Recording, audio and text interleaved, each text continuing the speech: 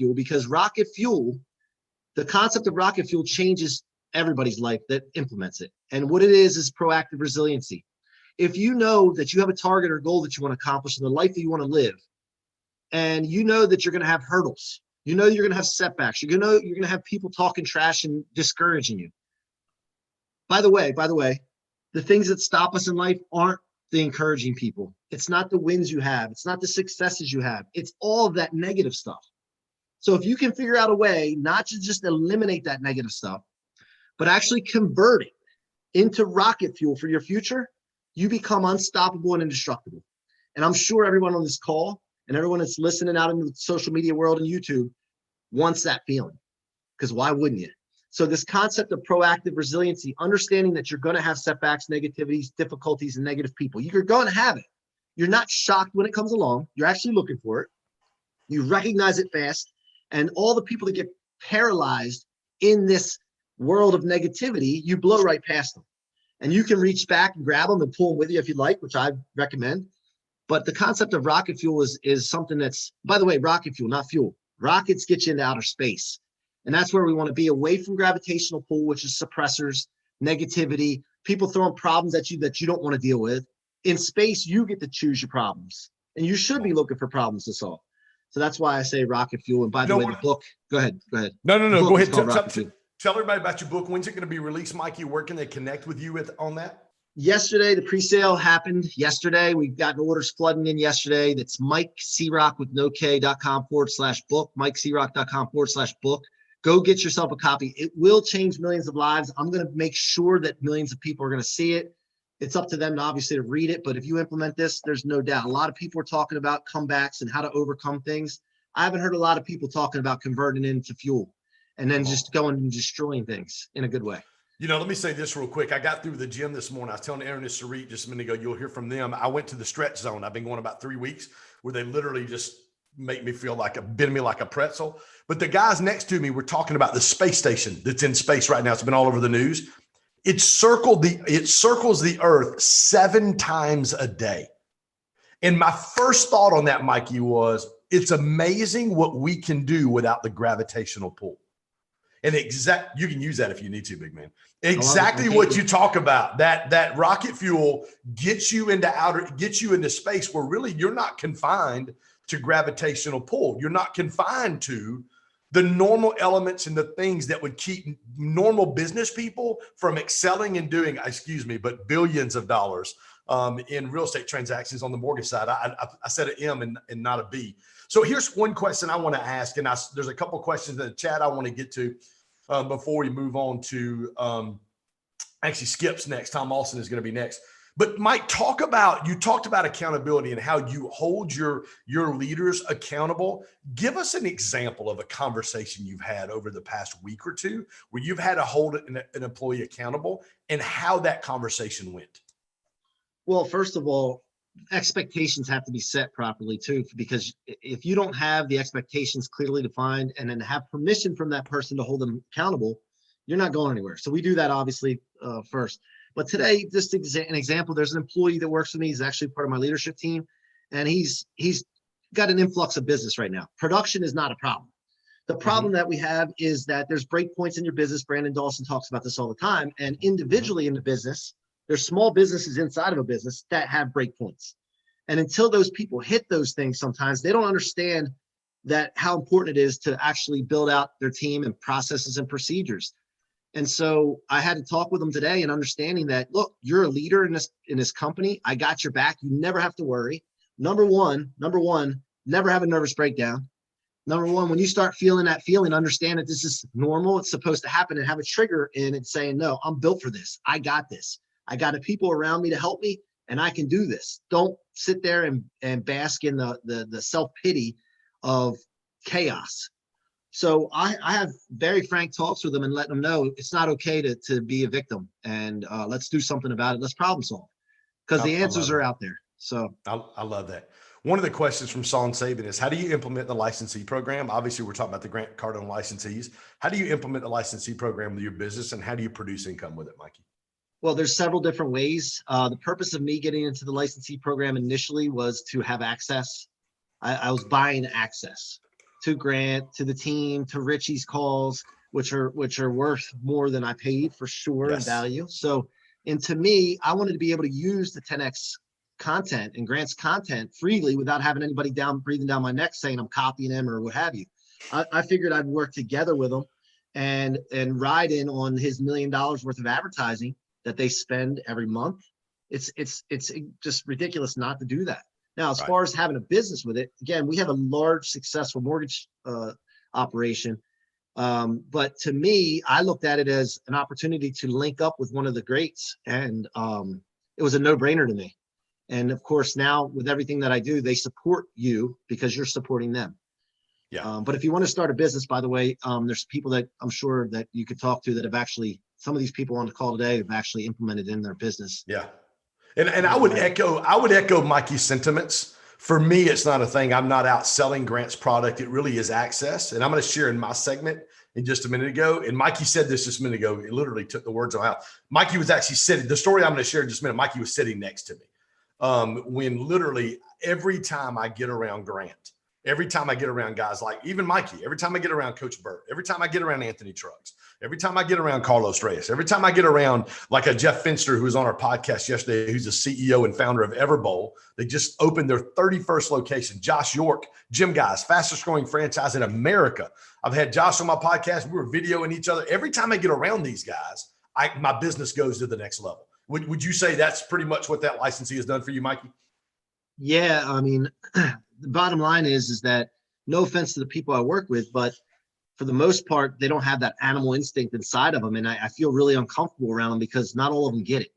And then some of them get it at different levels. And it's just a really uncomfortable feeling for me because I'm around people that most of the time that don't get it yet. And so I need to be around people that have gotten it and then have used it and implemented it. And one thing that Brandon Dawson irritates the shit out of me, excuse my language, but it irritates the shit out of me. And I told Natalie Workman this, that Brandon will do this thing where like he'll have a question asked and then he'll talk like the person like us that's talking to him and has this really funky voice about himself. Like, and I'm like, that annoys the shit out of me because like, and it's a good thing because it's like, you know what, man, you've been here too, but then it's basically, but it's his altitude that he has and it makes you want to strive and then kick his ass in a good way. In production. So this is just the way I'm built, guys. Like I don't look at Grant and Brandon as people that are untouchable. I look at them as an opportunity to be on a point to a destination where I'm going. Yes. And just so you know, because we can learn from their mistakes, they didn't have the opportunities that we have to learn from people like themselves necessarily. So that's the way I'm looking at it is to how can I blow past them? And then I can say, Brandon, thanks for your help. Remember that little voice you were using? I appreciate you. No, I love Brandon. I'm just saying that's just, I'm being transparent and honest. Hey, one more question. I got to move on to Tom Austin. Chase Riley says, how do you hold people accountable in a volunteer environment, Mikey? So volunteer is no different. If they're volunteering, they have purpose. They have a reason that they're there, and you have to get clear on them with what the nonprofit organization's goals and visions are, what the purpose of it is. Same thing with your team, and then you check with their alignment and make sure that that's in alignment with what they want to accomplish. If you don't have that in business or nonprofit, you're never going to make it anywhere because you have to be clear on what you want, the expectations, the alignment has to be there, and the people have to give you permission to hold them accountable. Love it, man. Mikey, thanks, man. This is my little brother, ladies and gentlemen, Mikey Ciarrocco. Go get that book. Go get that book. Yes, go check his book out. There's a link right there, themikeciroc.com. It's there. I would encourage you guys, every one of you guys that are on the call today, take a minute, go out and invest. Grab Mikey's book. This guy is absolutely crushing the business sector, building a phenomenal team. I've been in Maryland. One of my one-on-one business coaching clients is actually in Maryland.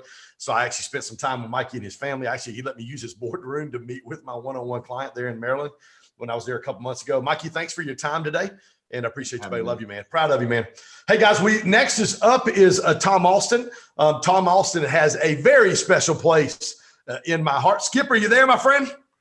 I'm absolutely here. And the special place in Jocelyn Ken's heart is that I was a baseball coach scholastically. I spent 4 decades coaching high school baseball, and I had a policy.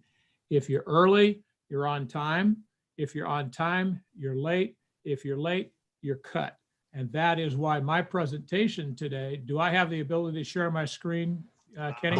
I believe you do, my friend. All right, let's try it. And while you're sharing your screen, I want to intro you properly. So Tom Alston is the owner and founder of Aero Marine Tax Pros in California. Tom takes clients, millionaire and billionaire clients who are buying airplanes in the state of California, or boats, or high value items, and gets them from being able to have to pay taxes to California and to Uncle Sam to be able to pocket that money so they can reinvest it back in their businesses, to be able to grow their businesses and keep their income that they've earned really hard for. And Tom and his amazing wife, Julie, run an amazing team in Sacramento, California. And I call him Skip affectionately. I am a college baseball umpire. Skip has spent 4 decades, as he said, as a high school baseball coach. And so we do have a special bond and a special relationship. Skip, you're good to go, my friend. So can everybody see my screen? Thumbs up if you do. So I'm going to give you a quick little presentation on creating the perfect culture.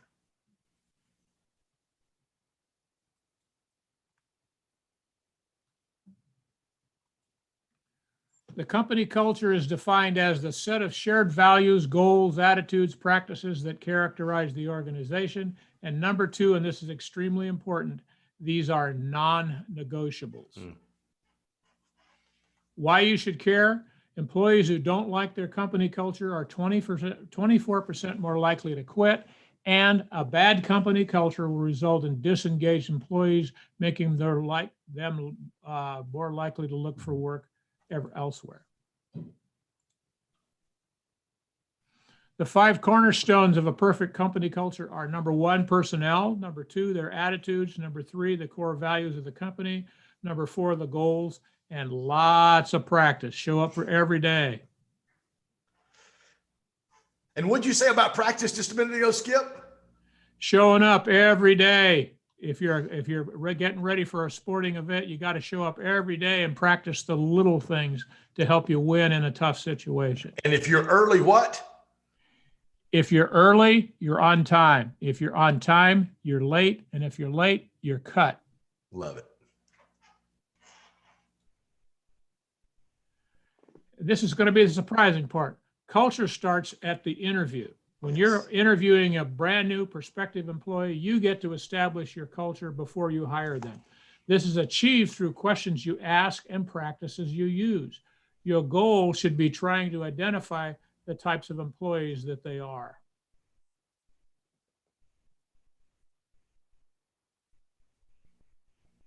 There are 3 types of employees. There are only 3. There's the willing. If you look at those little arrows, that means everybody's going in the same direction. Then there's the negative, defiant. If you look at the arrows going up, that's where you want to go. You look at the people pointing back against you, that's somebody who's pressing against you. And then there's a 3rd kind that most people are never aware of. They're called the wholly shiftless. That means they have other intentions. Your arrows are trying to go up and theirs are going off to the side. There's a real quick test. You take a piece of paper, a blank piece of paper, and run a line down the middle. On the left-hand side, you write down each employee's name, and on the right-hand side, you give yourself 2 seconds. Give them a 1 if they're willing, give them a 2 if they're negative, give them a 3 if they're wholly shiftless. And the 1s and the 2s are easy to spot. Whenever you get to a person and you're not really sure, they're automatically a wholly shiftless. You have to be completely unreasonable, and they have to know about it. Being reasonable is being able to find reasons not to do something. Always ask yourself how it can be done. Letting your employees know that you're unreasonable about your goals is extremely, extremely important. Am I going too fast, Kenny? Skip, you're good. Can I do this though? Can I jump in? Go ahead. I want to ask a couple questions as you go through this. When you talked about the 3 types of people, you talked about the exercise, Skip, where you write the sheet of paper, write their name down, and then real quick in 1 or 2 seconds. What do you do? What do you do with the ones who in that second category? They're not the willing, but they're the ones that are you're kind of butting heads. How do you handle those type of employees, Skip? What you probably should do is fire them immediately, or go back and not hire them, because you'll see these little instances during the interview. If they're negative, if they're defying things, or if they complain about their previous job, don't hire them. If they complain about their previous job, they're going to complain about you. But I love how you said to be unreasonable, that culture starts in the interview. absolutely, absolutely. You Talk scrape- talk about that real quick, because there's a lot of meat on the bone right there. Because I'm a you know me, I'm a huge culture guy. And when you Okay. say culture starts, I teach every one of my one-on-one clients how important core Then values are. I'm going to show you exactly how to do that. I'll jump forward a slide. Awesome. There are the core values in my company. All right. And I bring those up during the interview. And then I ask people to tell me, what does the word service? What does the word ethics? What does the word teamwork? What does it mean to you? And you get them talking about that. And you listen for cues. You listen for things where they're not going to be, from using an old baseball term, they're not going to be a good teammate. They'll always, if you're good at the interview, and it takes practice, they're going to give you indications that they're not going to meet up with whatever your core values are, and you should establish your own. And I'll tell you something I learned from Natalie Workman just recently. All of your core values should be something that you can fire someone over. So if you have a core value and it's not something where you can draw a red line in the sand, take it out of take it out of your core values. Those are the things that we use in our company. And again, by bringing it up in the interview, you're going to get cues from people about where they really stand. Just let them talk. I used to always ask people to tell me about your single best day at any job. And then I'd also ask them to tell me about their single worst day. And I asked them the worst day thing because I found out when people were start complaining about things, I found out something about their character. Does that help? Does that help, Kenny? Yes, sir. So this is how you put your company culture in effect, and you have to enforce this. You got to do it every day. Every day at 8 o'clock, we have a morning success meeting. The only thing that's brought up at that success meeting is successes. Number 2, we go over Cardone U training. Everyone who works for me, everyone, including the receptionist, the lady that cleans the kitchen, all of that, they're all on Cardone U training, and I require that they do 6 segments every day. Number 4, have a money board. For people who are producing results, you want to put their name with the dollars in sales and constantly erasing that and shifting where they're at for the total gross for the week, just so they can see how they stand, create competition. And then make sure that you tell them how these practices correlate with what happens with their attitude, because the important thing, the key to everything in every sales cycle is the attitude that you take going into that cycle.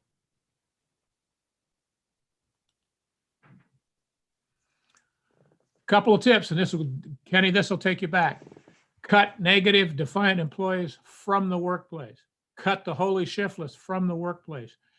Create and enforce your core values and hold them accountable every day. Every mistake I ever made as a baseball coach was right here.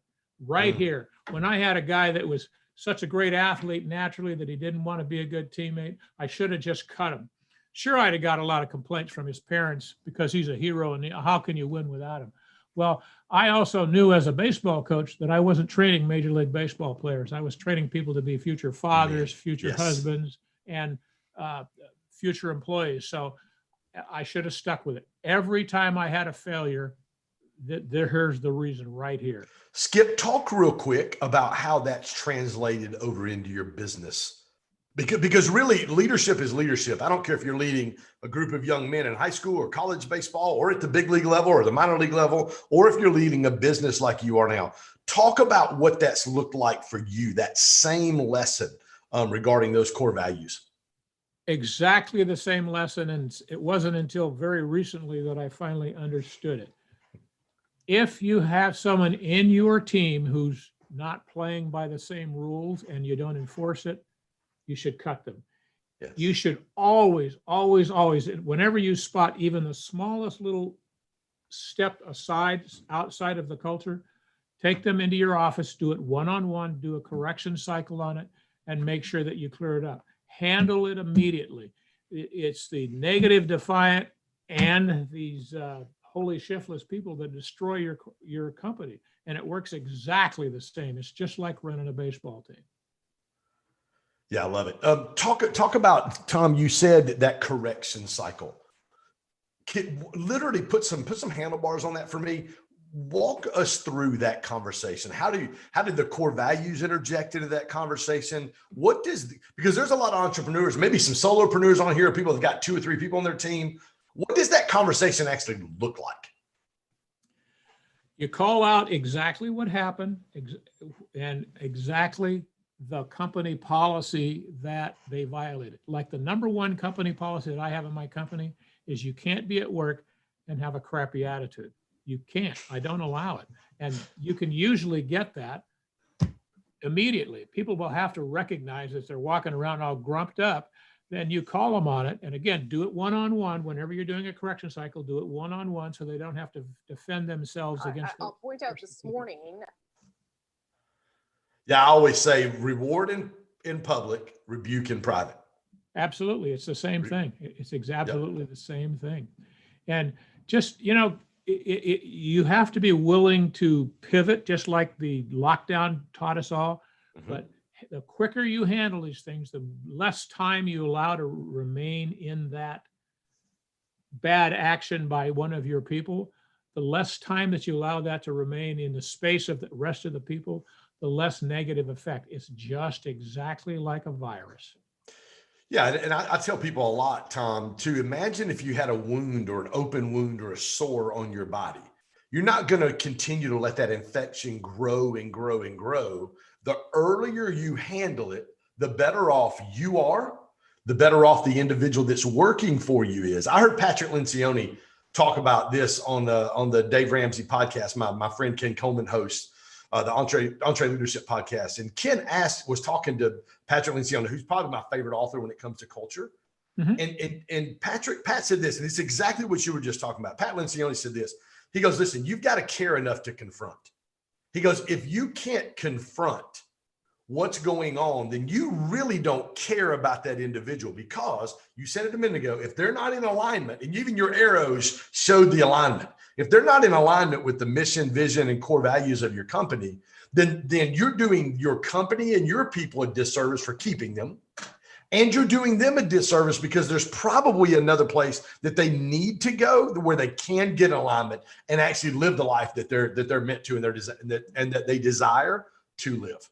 And I'll give you an example. When we're doing role playing and I walk around and I personally listen to all these people doing these things, and the most common correction that I give to people is when someone is drilling you and they don't flunk you when you make a mistake, I stopped the process right there. And I said, the only reason that you would not flunk someone for making a mistake is because you want them to fail. And I say that right to the both people at the same time, because you have to care enough about the person that you're role playing with to make sure that they have every opportunity to be great. You have to put the drill in. You have to make sure that you're always holding them accountable to what they should be doing. I love it. I love it. Skip, thank you for joining us today. I appreciate it, my friend. Okay. And I'd love to have you back on my podcast someday soon. Dude, I would absolutely be honored. The only thing we're going to do different is you got to let me talk a little bit more. I don't get on podcasts. I'm usually the guy asking the questions, being quiet. I know. So when I get an opportunity, man, I'm ready to roll, my friend. I know. Hey guys, Skip, thank you so much. Guys, listen, our next guest is Greg Martorano. Greg is a close friend and one of my coaching clients in Chicago, Illinois area. Greg is by day is a finance guy. He deals with finance and lending. And Greg is actually in the process of building out his personal coaching brand in the finance and in the fitness industry. Greg, how you doing, my friend? What's going on, Ken? Thanks for having me on. This is awesome. Well, hey, listen, we're talking about 1 or 2 success principles. You've got about 10 minutes, my friend. Sounds great. I appreciate everybody tuning in. I'll get right into it. Just a little background on me. Back about 5 years ago or so, I was in a position where I really was having difficulty with where I wanted to go in my life. At the time, I was in an online education, so I was getting my degree online. Wasn't really sure what I was going to do with that. Working multiple jobs. Neither of them were something that I wanted to do. I didn't like any of them, and just really didn't have much of a purpose. So My first success principle that I wanted to talk about is discipline. And when discipline came into my life, it really changed everything for me. I know Mike Searock as well as Tom both talked about it. Cardone U was something that really just opened my eyes to a lot of different areas. And that's where my discipline really started. So I turned to sales for really my career path. And when I turned to sales, I was introduced to Grant's content, and that was where I really started my path to discipline. So every single day I was training, I was doing role play. And then that really, something that I noticed is when I started implementing discipline in that area, it really started to bleed into all the other areas of my life. So everything that I was doing with a lot more intentionality. And just some examples, I started writing my goals down twice a day. So when I started doing that, it was really something that kept me focused on what was really important to me, and also gave me purpose, because then I was every single day reminding myself of why I was working, what I was working towards, and it was really keeping me focused. And I'm sure a lot of you write down your goals as well, so you can relate to this. When you start writing your goals down every single day, you notice that over time they change. Some Yes. are more important than others, and some kind of fall off. And that's really what helped me to stay focused, is because I was writing goals down that really didn't align with what I was working towards. And it kind of takes away from what you do day to day. So that was something that was huge for me as well. Other areas that I was working on discipline in, I began working out every single day. And that's still something that I do to this day. So about 6 days a week, if not more, I'm working out in the morning, because it gets me ready for the day. If I don't do it, then the whole day's thrown off for me. I really enjoy just kind of letting go, and that's my me time. So that's when I'm able to set up my day and just keeping that discipline going, knowing that I'm working towards a larger goal for that as well. Hey, Troy, let me ask you a question real quick before you go a little bit further. Talk about the importance, when you talk about writing goals down, talk about the importance of just getting in that habit. And you mentioned that how your goals have shifted and changed some. Talk about the importance for you and what was triggered when you began to take that daily discipline. We call it incremental, not monumental. Yeah. When you started taking those incremental steps, talk about the importance of just getting started. And number one, number two, what your goals actually look like. Yeah. So just getting started on writing your goals down, it can be difficult. Sometimes you can get discouraged because you're writing goals that are too small, or maybe they're too big. You think they're too big, but really at the end of the day, it's what you truly want to do.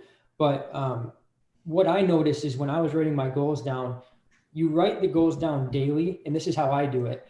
I write my goals down daily to remind me of what the long-term goal is.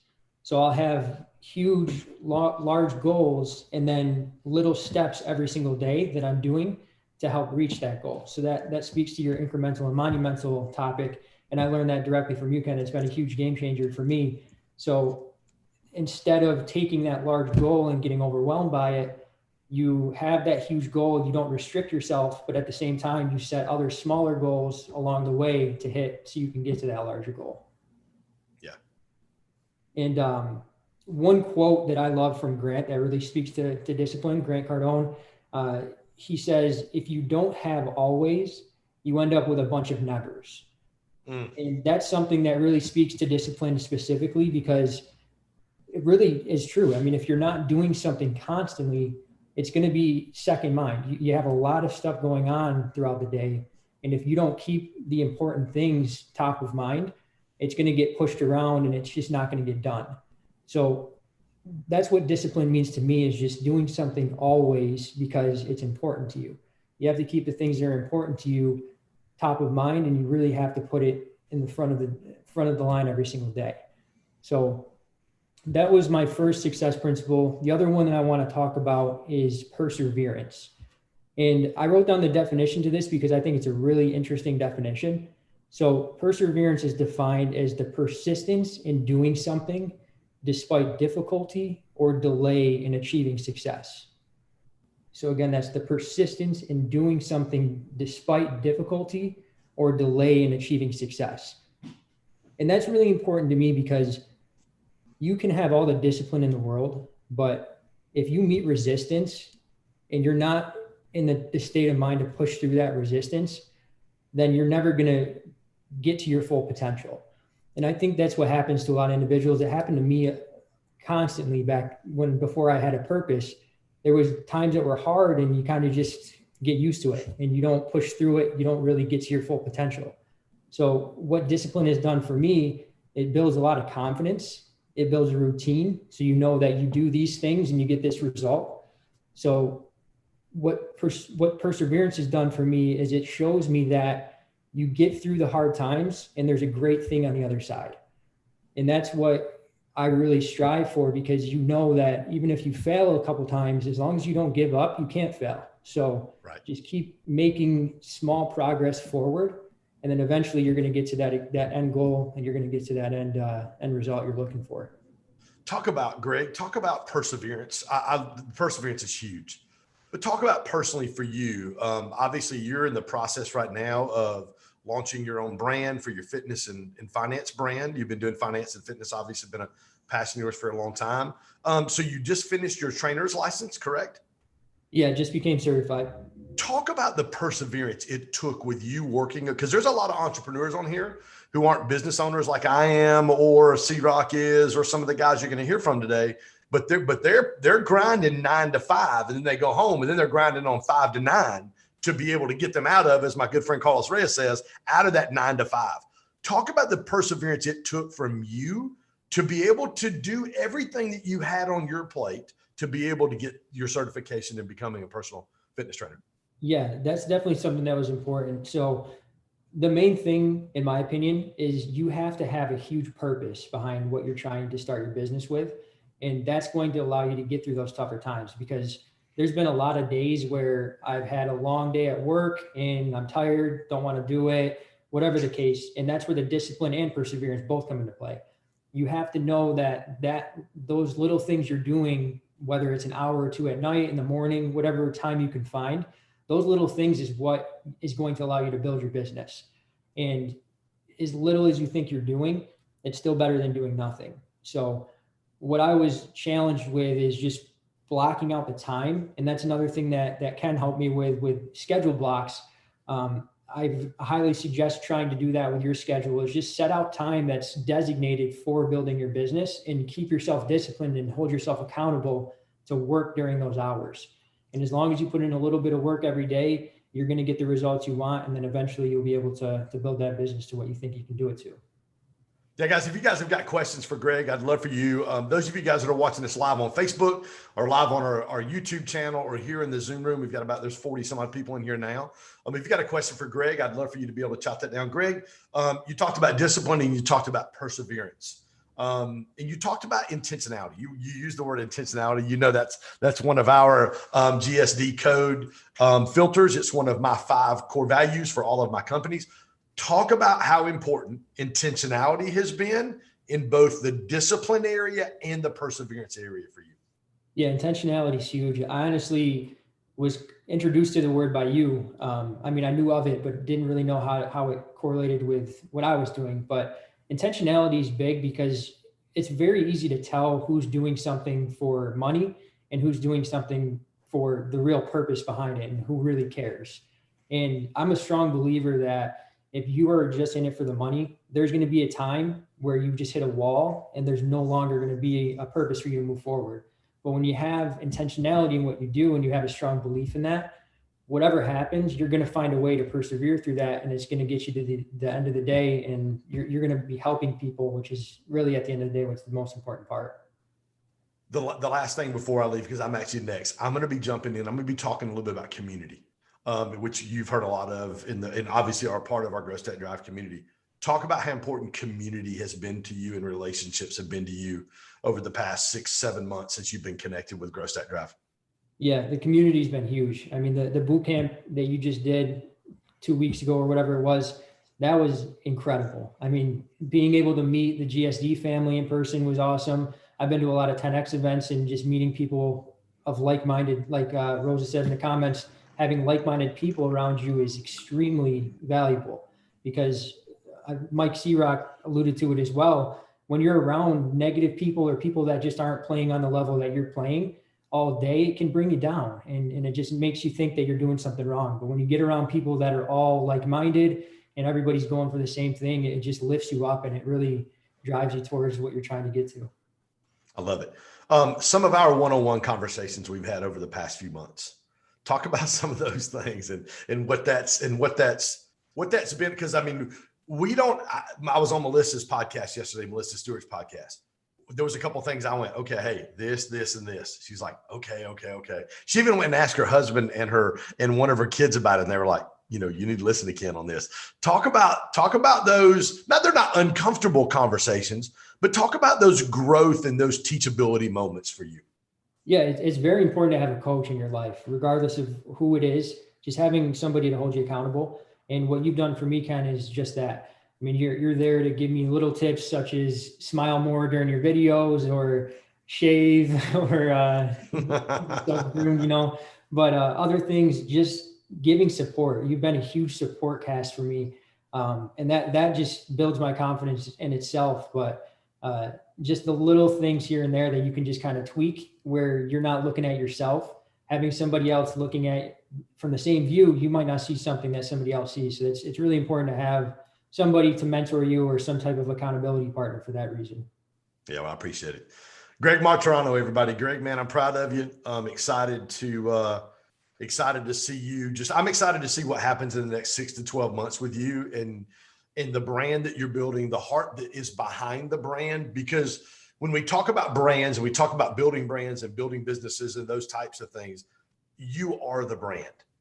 You are the brand, and you cannot fake authenticity. It is impossible.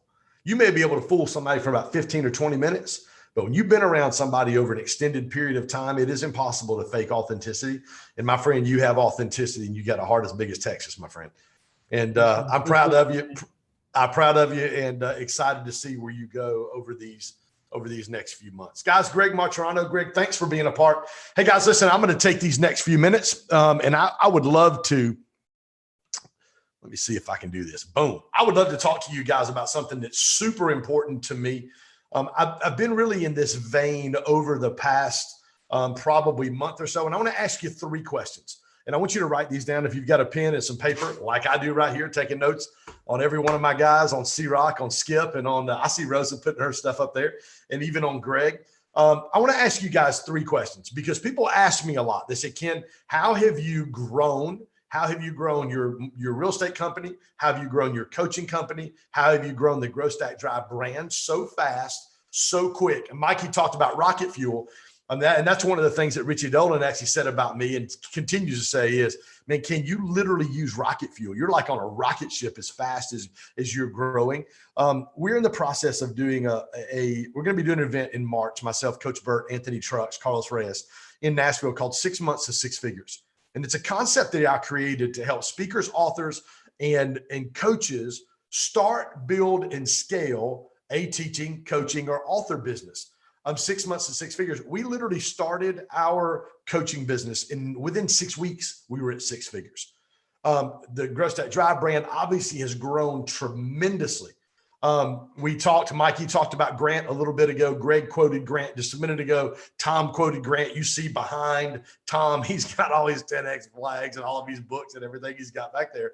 The one thing that I told Grant, a couple months ago, in June, I was at the mastermind. It was a $10,000 mastermind that I was with Grant. And I was kind of struggling on whether or not to do. I had this dream and vision, and we were growing very fast. Like already Grant giving me platform on Instagram Live, giving me platform on our mentorship calls. And I'm down there June the 19th, and I'm sitting next to C-Rock. And this first day or second day, C-Rock looks at me and he goes, Ken, you're not moving fast enough, man. I know you think you're doing big things, but you got more in you. This is what C-Rock told me sitting. I don't think I've ever said this publicly. Maybe Rosa or some of you guys on our GSD calls, I may have said that there. But Mike, you sitting next to me, looked at me, and goes, dude, you're not moving fast enough. He goes, there's more in you than what's coming out. I know that you're one of the top guys out there in the licensee world, and Grant's giving you a platform. But there's more. So I'm sitting there those 2 days, and I'm kind of ingesting all of this content and just really the passion that Grant is. And I actually wish I had it with me right now. I wasn't planning on sharing this story, but I'm here, so we're going to share it. At the end of the 2 days with Grant in that mastermind, Grant was going through the room and he goes, "What did you get out of this, out of these 2 days?" And I literally had my book with my notes. And on the bottom here, I wrote speed in big letters, huge letters, because that's what I got out of that for 2 days. I got speed. And so Grant said, "Ken, what do you have?" And I said, "Grant, I've done a lot in 8 months." At that time, it was 8 months back in June, 7 months, whatever it was. And I said, "I've done a lot, but I'm not moving fast enough. I've got to risk more. I've got to spend more, and I've got to move faster." And it literally moved Grant. For those of you guys, I know C-Rock was there at that time. There was about 30 people at that $10,000 mastermind.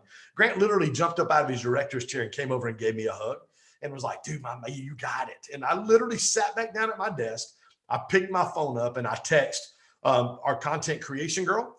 I text my funnel guys over in England, and I text Nate May, who's my business development guy and is our GSD code, our GSD MC on Wednesday nights. And I said, "Guys, we gotta do this." I scheduled a Zoom call for the next day at 9 a.m. I flew Sheena all the way from LA the next day into Atlanta. We spent 4 days, or 3 or 4 days in a boardroom on whiteboards and created the entire GSD code, which is 3 online courses where we deal with crushing limiting beliefs, creating winning strategies, and championing cultures of leadership. And we did all that, invested over 6 figures in getting that done. And literally what it did was it literally took the business to another level on top of that. Greg said this just a minute ago. We just finished our first live event, our boot camp in Nashville, Tennessee at Coach Burt's Lodge. Myself, Coach Burt, Anthony Trucks, Nate May, Brian Bogert, Emily Missler, just a phenomenal event, close to 40 people in our very first live event. And this was a $2,000 ticketed event and was absolutely phenomenal. We walked out of the room. We walked out of one of the sessions, and Coach Burt looked at me. He goes, "Ken, man, how's it going?" And he goes, "What did you get out of what's been going on at the Lodge?" And this was actually an event I was at a couple months ago, his $1 Million Coaching Summit. And I told him the same thing that I told Grant. This is what I want to ask you guys today. Grant asked me on that Instagram live the same question Coach did. He goes, "What did you get out of being a licensee? What have you gotten out of being around me?" Coach Burt said, "Ken, what did you get out of this event?" And I told both of them, and I say this to a few people, that every time I get around you, my business goes to the next level. I walked out of that room that day. Coach Burt said, "Ken, what did you get?" And I said, "Coach, I tell you the same thing I did Grant on his Instagram live a couple of weeks ago. Every time I get around you, my business goes to the next level." So I want to talk about the importance of relationship. I've got about 5 minutes, and I want you to ask yourself 3 questions. Number 1, who's in my community? Who's in my community? Number 2, who's in my circle? And number 3, who's in my corner? So one of the things that we're in the process of right now at Growth Stack Drive, and you're hearing a lot of people, just about everybody that's on this call today is part of our Growth Stack Drive community. We've got over 100 people on our private Facebook page. We've got about 36 people that are in our private paid coaching calls on Wednesday night. That's group coaching, walking through the GSD code, all of our online content. What we've done and where we're at right now, we started today. Today is day 9 of our incremental, not monumental challenge. And what that really means is this. I believe in this concept more than anything else. 2 things have helped me be just realize unbelievable significance and success over the last 12 months. Number 1 is relationships, which we're talking about. Number 2 is the principle of incremental, not monumental. Daily disciplined decisions over time, every single day. Just show up every single day. When you do that, incremental always turns into monumental. Listen to this, guys. Look at me and write this down. Success cannot escape you if you will buy in and commit to being incremental and thinking incremental and not monumental. Every single day showing up, every single day writing your goals down. So what we did was we created a challenge, 21 days. And here's what this challenge looks like. 21 days, here's a commitment. Write your goals down 2 times every day. Number 2, write your affirmations down every morning and say your affirmations every morning.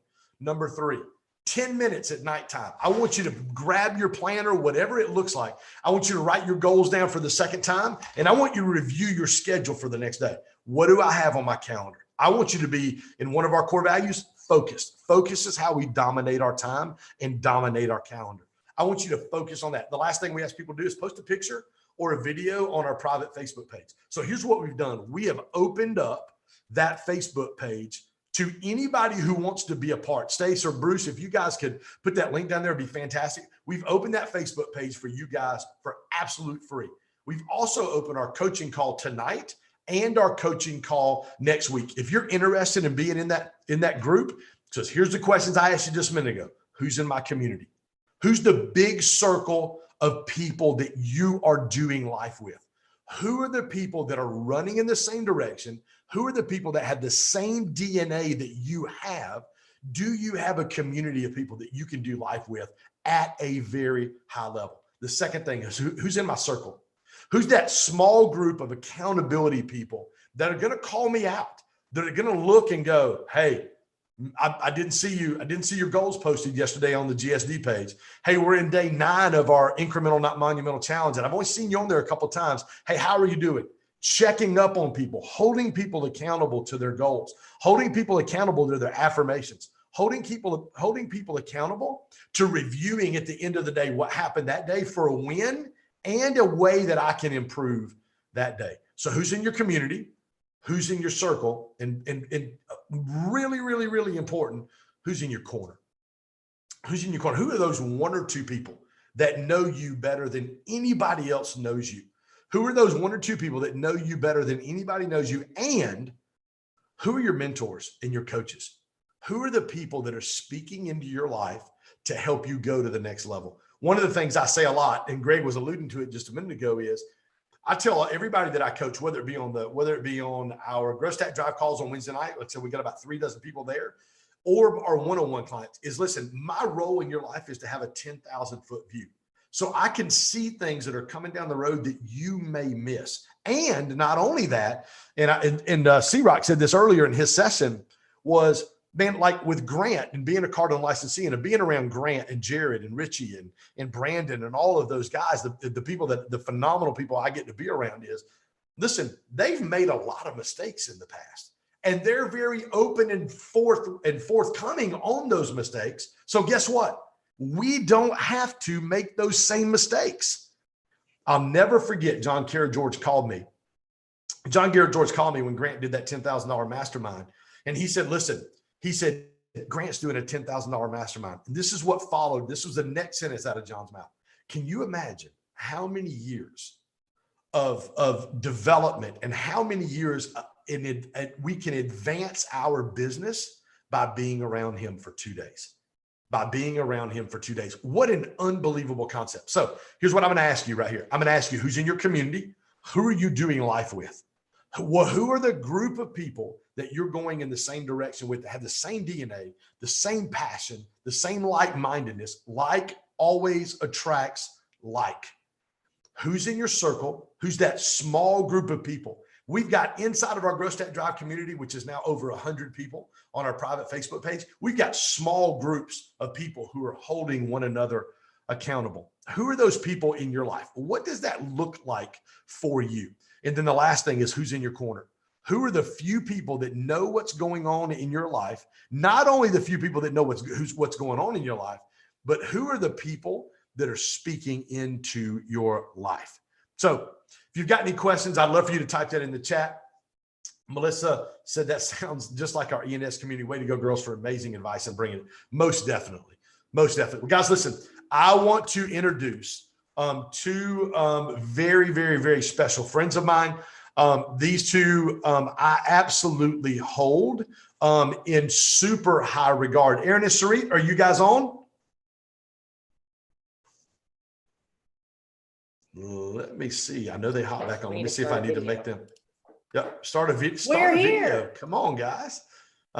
Yes, there you guys are right there. Aaron and Sarit, they are fitness trainers. They're jacked. Put the muscles up, chick. I don't even need to see all that. I tell her all the time. I'm like, damn, Sarit, can you please put a long sleeve shirt on? Aaron and Sarit host coffee. Is it coffee with Aaron and Sarit in the morning or espresso? Espresso, because you guys are way cooler than that because you live in California. In Alabama, Georgia, we just call that coffee. But here's what you guys don't know.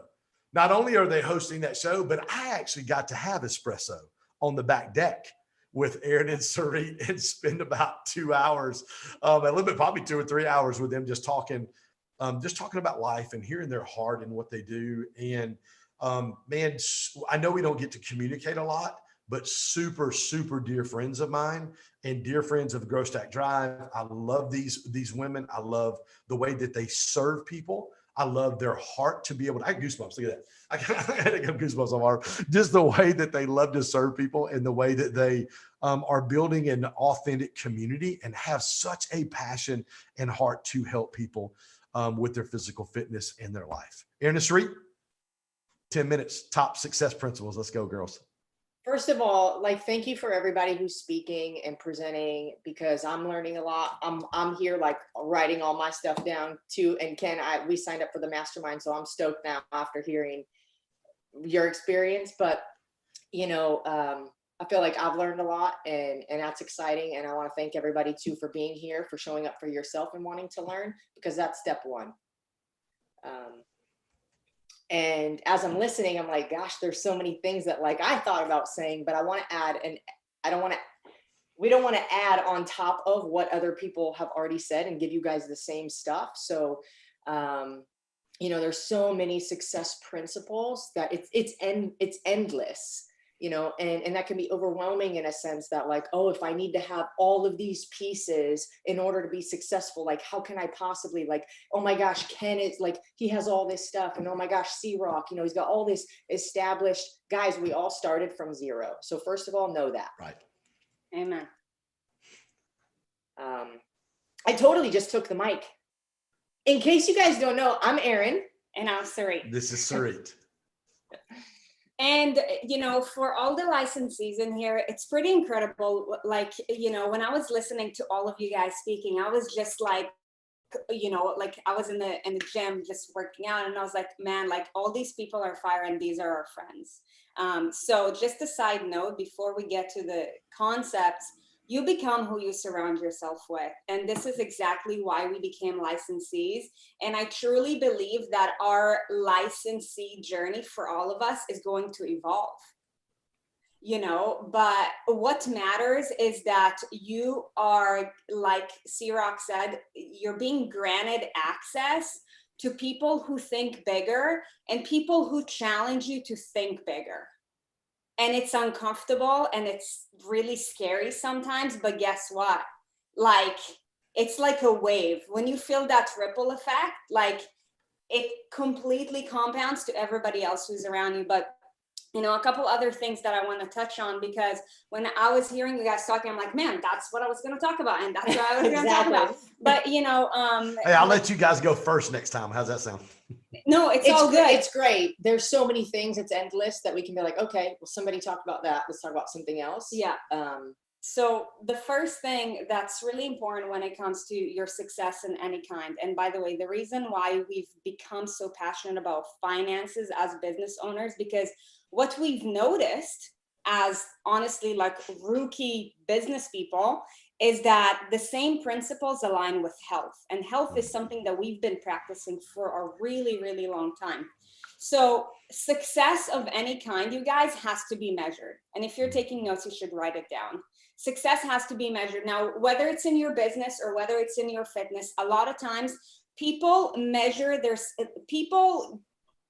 mix up the concept of measuring your trajectory versus measuring a byproduct. And what you have to do, an outcome. Yeah.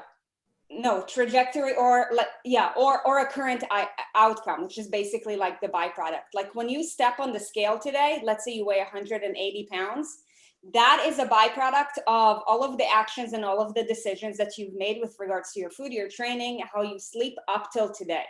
Okay, that nearly doesn't matter with regards to, you know, you making sure that you're measuring over the next 30 days, 90 days, 300 days, 3,000 days, you know, how you're showing up each and every day.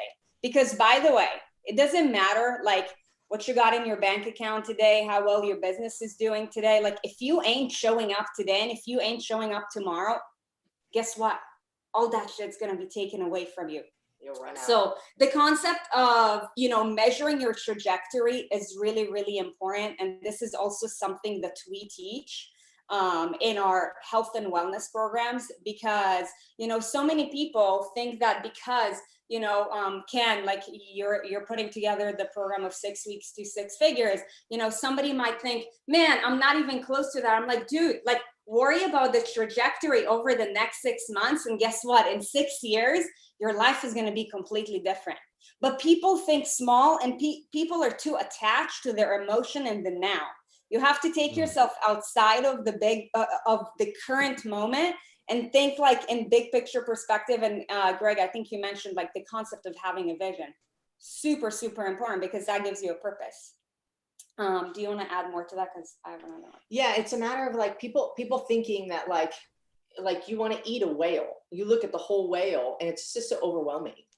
Like you're looking at all this stuff I got to do. And I know like who's been guilty of that? Like overwhelmed by looking at the whole thing that you have to accomplish, right? And you're like, holy shit, sorry, I don't know if I can. You're good, girl. But, You're fine. But you know, it's like all you really need to do is break it down into small chunks and just start with like each day. Like we say in our community all the time, like one day at a time, progress, not perfection. Because it's so much easier to follow through on a daily basis when you're not feeling like it, when you're tired, when you're overwhelmed, when you're stressed, to just know that I just have to do this today. I just have to do this today. And then a year from now, if I keep doing those things today, I'm going to get there, or at least close to there, you know? So that's what I would add to break that down. Yeah, absolutely. Let me ask you a question real quick, Sarit. You said, I love, this is for me, the line of the day so far. Oof. People are too attached to the emotion of now. Oof. Yes. Yeah. Ooh, that's like mic drop moment. And Talk to me about that. Yeah. And by the way, I see that some of the people from our community is here. So you guys like pay really close attention to it, because this is what we tell to our people. Like, I see you, Carrie. And especially with making investments, you guys, like us, the licensees, we freaking get it. Like we paid at least 25 grand to just like have access. And of course we understand that the value is like invaluable, but so many people, like when they see an incredible opportunity that will absolutely like transform their lives, they're like, well, I don't have the money right now, so I'm not going to do it. I'm like, no, like this is exactly why you have to do it, because you're thinking too small. Like C-Rock said, like every time he makes an investment, it comes back tenfold. And guess what? The same thing has happened to us. As long as you surround yourself with the right people, and I get it. Trust is so hard to build, but that is why you guys, you have to make it your duty and obligation to surround yourself with those who, for one, have proven success over like different life cycles. Yes. Like, you know, consistency is super important. And also those who can really show you that they've been there and done that. Okay, so can we get back to people being too attached to the emotion of now? I said that, you just took off. Sorry. No, you're good. You're good. I mean, there's so much meat and so much depth to being attached to the emotion of we want it right now. There's nobody can, like you said, Aaron, about the whale. Like, it's like, oh my gosh, this is huge. I've dropped 46 pounds in a year, in 12 months. And I just didn't do it in a week. It's 2 pounds here, pound and a half there. Oops, gained a half a pound. You know, talk about that emotion of now, being attached to that. Yeah, it's very much like we get all up in our feelings and we let our feelings drive our actions. When we know that what we need to be doing may be different than what our emotion is driving us to do. So there's emotion and logic, right? And they need to be weighed equally. Like both are important. Otherwise we wouldn't have them. Right? If logic didn't matter, we wouldn't think logically. And if emotions didn't matter, we wouldn't have emotions. So it's a matter of figuring out what's the harmony between the two. Where do I need to think logically? Where do I need to be okay with feeling my feelings? Because there's moments where I think what Sarit's saying is like people get caught up and stopped in the feeling of now of like, oh, but I don't feel like it. Mm-hmm. I don't feel like it. But what do you need to do? And then weighing the emotion and the logic, saying, okay, is it logical for me to not do this because I feel this? Or am I being ridiculous? And do I need to just get over myself? Because both are the right answer, depending on the circumstances at the time. And I think that would be my expansion of that. Awesome. Hey, talk to me about, we're getting to get a ton of contents. My life has changed exponentially since starting with Aaron and Sarit, trust in them and the process. You said something just a minute ago where you talked about just the investment financially that you guys have made. I personally have spent over $71,000 with Grant in the last year, and I've seen that return 3 or 4 times fold easy. I wish it was 10 because that'd be really nice, but it's been at least 3 or 4 times. And eventually down the road, it will get there. Talk about the fear of people. You said just a minute ago, you have to trust. There's been times where I've gotten ready to spend some money and I've thought, you know what? I've got this money. I've made it. I'm going to take a risk and I'm going to invest in, whether it be a relationship or a new product or something to be able to build my business. Talk about that, guys. Can I say something? Yeah, please. This is actually really close to our hearts right now, this trust. Because trust is one of those things. And somebody from our community actually made it a beautiful analogy about this. Trust is like a water balloon. We try to blow up a water balloon and it's all like, it hasn't been stretched out yet. So it takes a lot of effort to blow up the balloon. And when it pops, it's just boom, it's done. It's gone, right? It just pops, it explodes, it's gone. And this has actually happened in our community extremely recently. And it's been something that we've had to deal with over 7,000 people in a public setting, virtually. And it is very difficult to trust. And for us, I believe that trust within the 10X community and Grant Cardone came because the way he delivers and executes is very similar and parallel to the way that we do, just in a different industry. Mm-hmm. And so I think that we could both feel that. There's testing, right? Like physically, like you can test somebody, you can see how they show up. You can use filtering processes for yourself. You can ask other people what their experience has been. You can absorb their content and their information, and then you have intuition.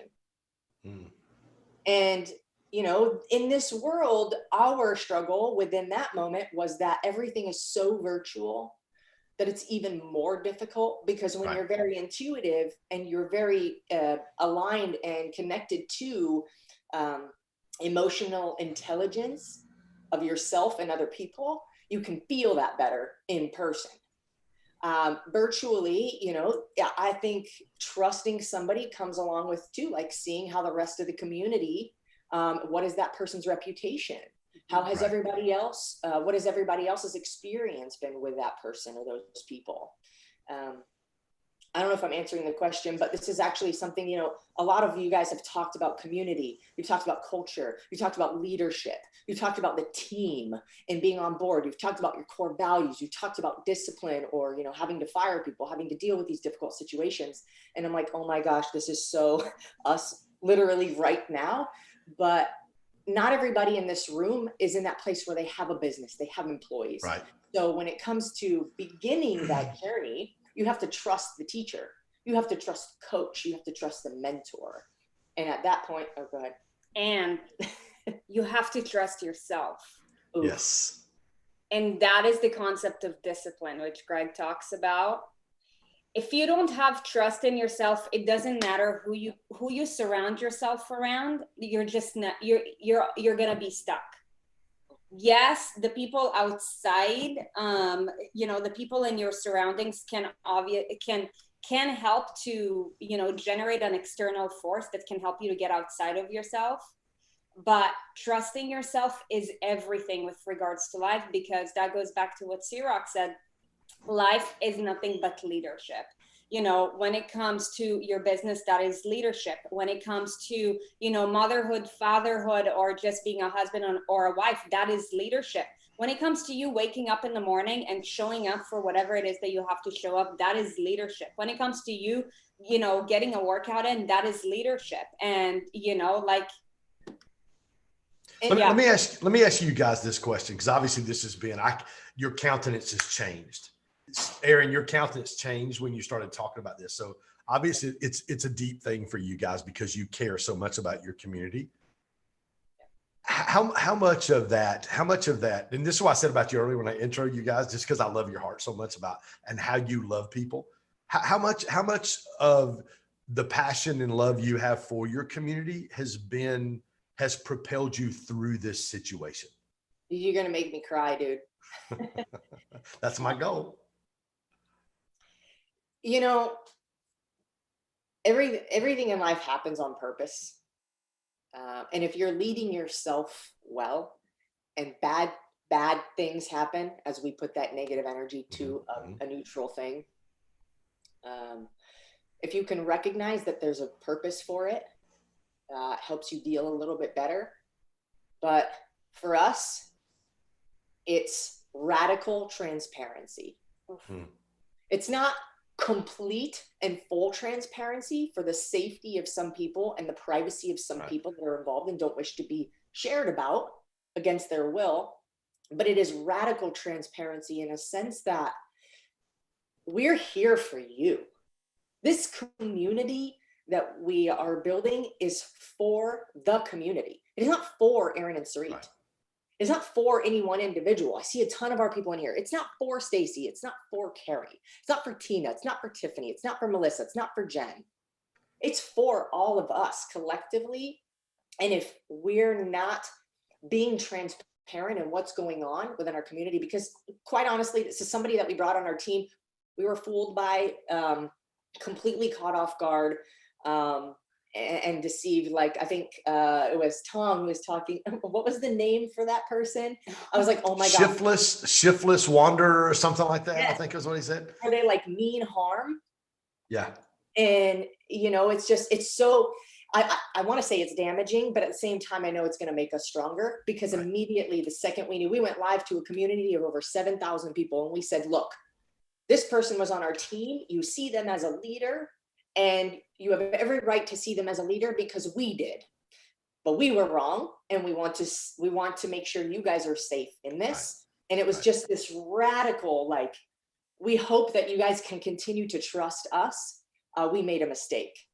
Yeah. You know, and you know, I've learned in all my years, you guys know, half the 25 years in real estate, half of it in full-time vocational ministry. I pastor churches. Listen, I tell people all the time, listen, when you blow it, it doesn't prove that you're bad. It just proves that you're human, number one. And number two, when you do, just own it.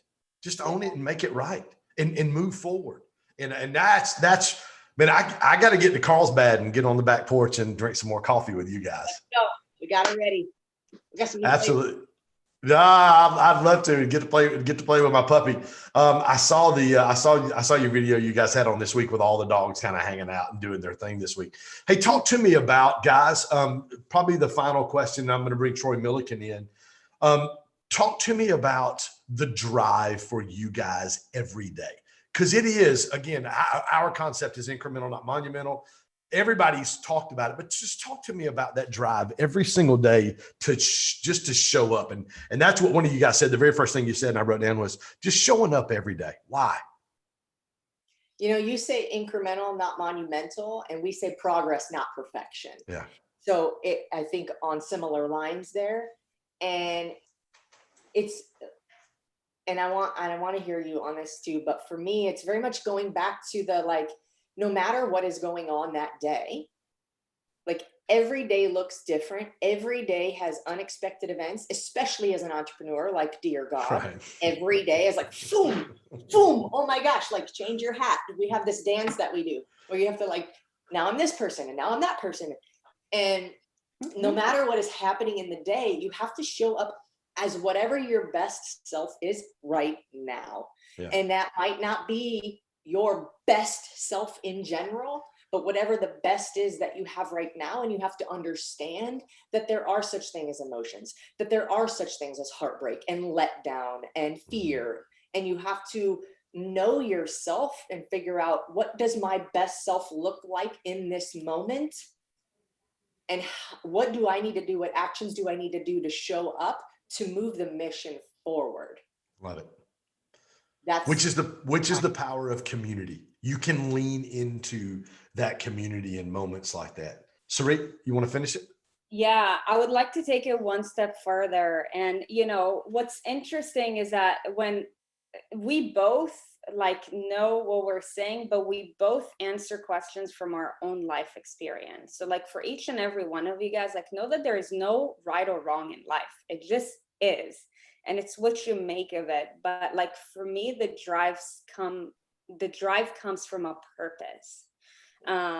You know, I've had a series of events in my life that, you know, led me to realize about 10 years ago that I was born to do this, and shame on me if I don't. And I feel like every morning when I wake up, whether it's a Monday morning, whether it's a Saturday morning or a Sunday morning, like I wake up at the same time before the sun even goes up. Why? Because I have a purpose, and my purpose is to help to transform the lives of millions through the same movement, nutrition, lifestyle, and financial habits that have transformed mine. And it's like, when you have a purpose, you have a big vision. And when you have a vision, it almost like you're able to take yourself outside of the picture, and you're able to like understand how life is such a fucking trip, you guys. Like life is a trip. Like if we are going to be lucky enough to like live another 50 years, then guess what? We've got like only like 2,500 weekends left, or like 2,500 weeks. Like how are you gonna spend that? Like, you know, like it gives you a sense of urgency. So like for me, it's like all in, all in, all in, all in. Like I've got this limited time, and I've got this like massive mission. What am like, you know, it's like no minute is wasted. But of course, in the process, you also learn a lot, and you learn how, you know, what you're able to do a year ago was like so inefficient in comparison to now. So, you know, it's kind of like a happy dance with regards to being completely aligned and clear about your vision, but also having the grace that by the end of the day, we're all human. And like Grant says, wherever you go, there you are. So just like own it. Keep showing up, like, you know, and, you know, just move forward. I think the passion is the huge part in that too. Like having a y'all are passionate. Y'all are passionate. boring. Just a little bit. Yeah, but yeah, it's very much like and honestly, when you're doing something that truly fulfills you and makes you feel alive, like when anybody, like it just blows my heart up seeing you guys in the comments too, like how we've helped you is to me, that's why I don't care it's Saturday night and I'm calling people, seeing how I can help. That's why I don't care on a Sunday morning, like doing some metrics, you know, like we want to have fun and we want to live life too. But it's like when you're doing something that truly fulfills you, you don't mind. It's not, people are like, oh, you work so hard. Oh, take a day off. Oh, don't work so hard. I'm like, you don't understand. Like, you must not like what you do. Right. Right. Well, Aaron and Sarit, you have a raving fan in Ken Jocelyn, and in our Grow Stack Drive audience, you created some raving fans today. Everybody knows why I love you guys so much. And I'll be out in California soon. And I want to reserve a block of time on the back deck. For sure. Let's do it. That sound good? I love you guys. Thank y'all so much for being a part. We're gonna have to check Boogie's schedule.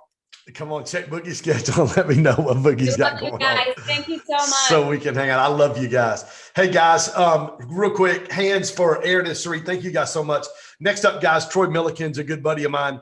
He's also obviously a car don't licensee. We've been talking about it all day. Troy, you there, my friend? I'm here, my friend. How you doing? Come on, man. I'm doing good. Troy and his family own a HVAC company in Greensboro, North Carolina. Troy pretty much runs the show, plays golf, and hangs his golf balls behind him on the wall right here. Those Troy, are the ones that made it through the round. Is that it? I have none of those because I absolutely suck at golf, and I'll admit it right here on this virtual summit. I am terrible at golf. Troy, take a minute, man. Tell everybody a little more about who you are, about what you've got going on in North Carolina, my friend. All right, man. Thank you so much for this time. Aaron Sarit, it's hard to follow you ladies. That was fantastic. Golly, it's hard to follow that. So a little bit about me. Like Ken said, I'm from North Carolina. I work for my dad's heating and air company, and I run our service division. I'll get into a little bit of that here shortly, but you know, I have a beautiful little girl who just before she was born and stuff, I started really propelling my life. But then once she was born, it's like just the nitrous boost just got added to life right there. So I have a beautiful little girl. So I just want to ask everybody a quick question real quick. By show of hands, how many of you guys have heard of Grant Cardone? Probably, I can't see everybody, but I'm sure most everybody has. All right. Next question. How many people of you have heard of Troy Milligan? A lot less, right? So a lot less. But I'm going to work to fix that. So like Ken said, I'm a Grant Cardone licensee. I started a company called Milliken Coaching. And where I do with that is I work with businesses and individuals get their mindset right and their sales game tight. I love helping people. That is one of my passions right there. And I love helping people reach potential that they never even knew they had. As part of my journey, I've found potential over the last year or two in myself since following Grant that I never even knew I had. You know, we're all on this journey. And as we go on this journey, we find stuff within ourselves that we didn't even know we had. So whenever I was putting this together, you know, Ken asked to have one or two success principles. And it's hard to nail down just one, but I have two, and I have a bonus one also. But, you know, these two right here, I found just kind of to be the cornerstone. So the first principle is mindset. Mindset is the first one. Your mindset can either be the anchor to your ship, or it can be the rocket ship into outer space. You know, it's that fuel right there in outer space. So what's that word mindset even mean though? You know, it gets used a lot. So what is mindset? Why is that important? And then what can it do for me? So first, I look back at the definition of mindset. All right. Mindset by definition is the established set of attitudes held by someone. So if you guys need to write something down, write this down. It is the established set of attitudes held by someone. That's mindset. So only you can establish this. Nobody else has control over this. That's what you guys got to understand. Nobody else has control over your own mind but yourself. Then in there, it has the word attitudes. And so I took a deeper dive into attitudes. And attitudes are a settled way of thinking or feeling about someone or something. Typically one that is reflected in a person's behavior, right? So from there, you can definitely say from your mindset flows your attitudes, then from attitudes flows your behavior. And your mindset at that point is the cornerstone to which you'll achieve in life. And for those who don't know what a cornerstone is, that is the building block for any building. That is what they pulled the lines to. If that is not right, if that is not set perfectly, your building is going to end up being built unlevel, way off, and it will eventually collapse. Like, it's that important. So for me, I broke mindset down into two types. There's normal, and then there's just massive abundance type mindset. So normal and massive. Now, what is normal mindset? The normal mindset is what most of us encounter every day. That's your neighbor who works 9 to 5. It's your other neighbor who lives paycheck to paycheck, very comfortable, content. It's your coworker who comes in, grabs coffee, then gossips half the day and complains about work and why they don't ever catch a break. That's normal mindset to probably 95% of everybody out there. And then the massive mindset, this is what sets everybody in this room apart. I know you guys are here because deep down y'all have that massive mindset think. Massive mindset is thinking in terms of abundance. Never be satisfied, and think of in terms of multiplication, not addition. That's why you see 10x everywhere. It's multiplication 10 times. It's thinking way beyond what you're even thinking possible right now. So an example of that is if you got a company, if you run a company, let's say you're at 3 million right now. The next goal should be 30 million and then 300. That's that kind of thinking right there. Personally, it's making 60,000 a year. How can I get to 600 and then 6 million and so on? That's that massive mindset that you guys got to think and know is possible out there. It's just never being satisfied, never being satisfied. For me, I didn't really know this until I found Grant back in 2018. I started following him. I mean, I had a normal mindset. I was content. I just simply wanted to maintain. I was fine with where I was. And then after diving into Grant, I read the 10X rule. If nobody's read that book yet, read that book. Start right now. That will change your life. Troy, let me ask you a question real quick. When you talked about mindset and you talked about when you started, you know, you heard Grant, you started getting the 10X rule. Like, what was the light bulb that went off on you that went, oh, man, my mindset's not where it needs to be? Like, talk about that process to me. Yeah, so going through there, Grant talks about actions a lot, right? Actions. And he's got 4 different actions. There's retreat, staying the same, taking no actions, and then massive, right? I can name them off the top of my head. And then whenever I read that chapter, it's like, man, that light bulb went off. And I started applying it into everything my personal life, my business. It just took off. And that was the big defining moment for me of, man, I'm not even taking near enough actions, and I'm still not, to be quite honest with you. So, but what did that look like? And how long ago did you say that's been? 2018, man, about summertime. So it's been about a year and a half. Yep. Talk to me about like, what does it look like from that point to now? Kind of like, give us an idea. And Aaron and Sarit so awesomely talked about measuring your trajectory. Talk about that trajectory for you from the past 18 months or so. Yeah. What's that look like? So for us, I can dive it into our business. Can we do that? Because Yes. It's actually it's the perfect example of just the normal mindset and then where we are now. So back in 2018, I said, man, our business was good. We was probably around 3 million, had a good team. So I thought things were fine. I didn't seek more. And then the more I really dove into Grant, the more I really just surrounded myself with his teachings. I was like, all right, there's more. We are sitting on a gold mine right here.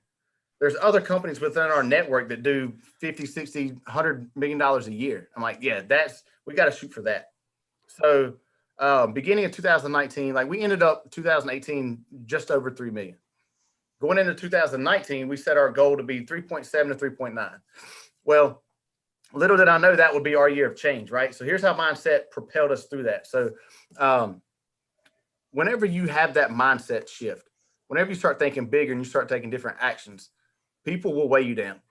People will try to talk about you. They'll be negative. Why you want to do this? Like those people, like Aaron Street said, you are who you surround yourself with. Get those people out, get rid of them. So in 2019, we entered the year fine. Like I said, 3.7, 3.9 was our goal. Within that year, actually within 6 months, we lost 2 salespeople, a service dispatch, 2 service technicians, and a service manager. So we lost 6 people within 6 months. That's because just change, man. People cannot handle change, and they fight change more than they accept change.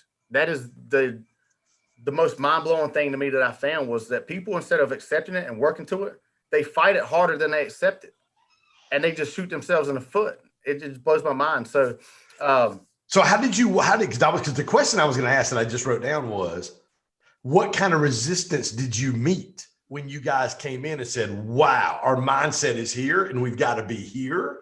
You just answered that question. So now I know what kind of resistance you met.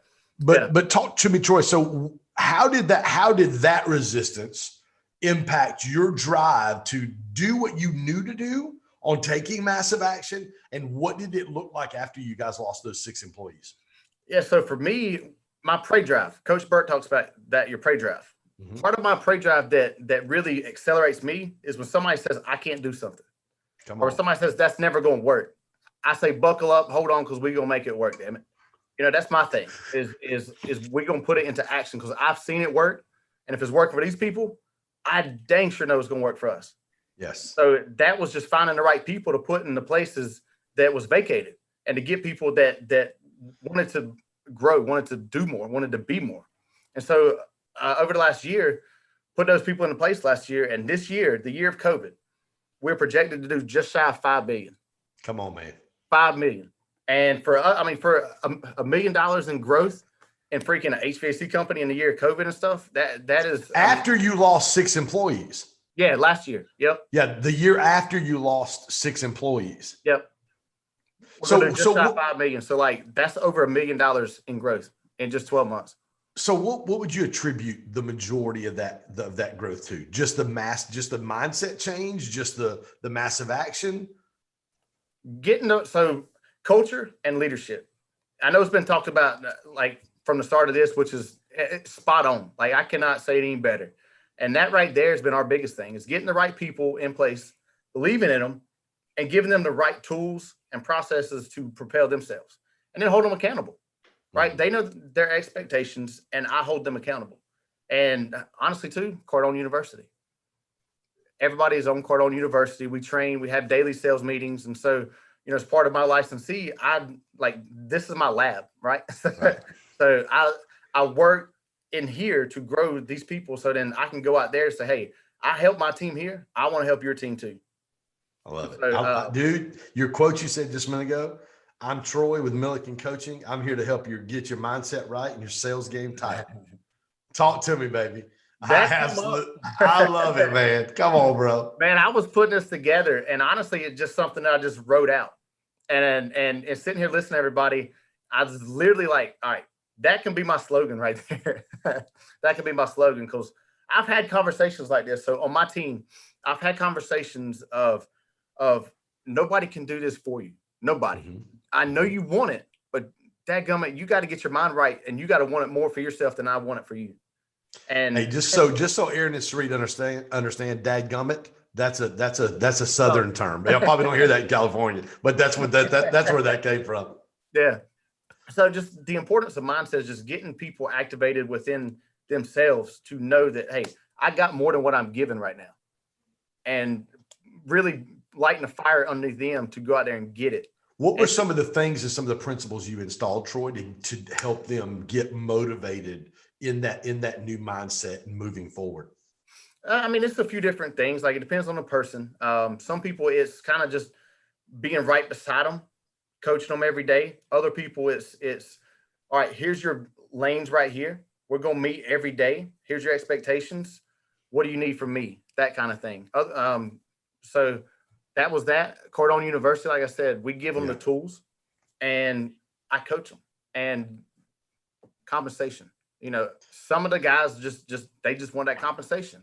I got a sales guy right now who's actually on a week's vacation with his family down in Florida. I don't know if they've ever done that. And it's just watching people like that it almost brings a tear to my eyes, because I know how bad they want stuff like that for their family.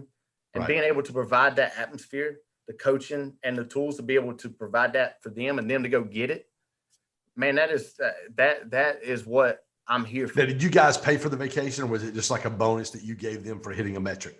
No, so he just made enough to where he was able to provide that for his family. But we put him in the sales vehicle to be able to make that money, and the coaching and the tools to be able to make that money. I love it, man. I absolutely love it. Troy, last thoughts for our audience before we go on to Omar. Yeah, so I got one quick thing too. I'm going to touch on commitment real quick. So from mindset, you got to have commitment. And commitment, man, I've got to share this because it has just done wonders in my life. So commitment, people commit once and they think that's it. People commit to a New Year's resolution, but they end up quitting, right? And that could be goals not set high enough. Just they don't have the full purpose, like whatever it may be, they'll quit. So you have to constantly recommit over and over again. It may be 8 times a day you have to recommit, or just once a week. So for me, whenever I feel myself needing to recommit, I ask myself one question, and you guys want to write this down. That one question is, what am I committed to? What am I committed to? So I'll give you a good example. I have 2 morning routines where I wake up at 4:30 a.m. Eastern Standard Time. Nights I have my daughter, I go immediately into sales training and reading. Whenever I don't have her, I go to the gym. I'm there at 5 a.m. So I'll be honest, some mornings I don't even want to get out of bed. 4:30 comes early.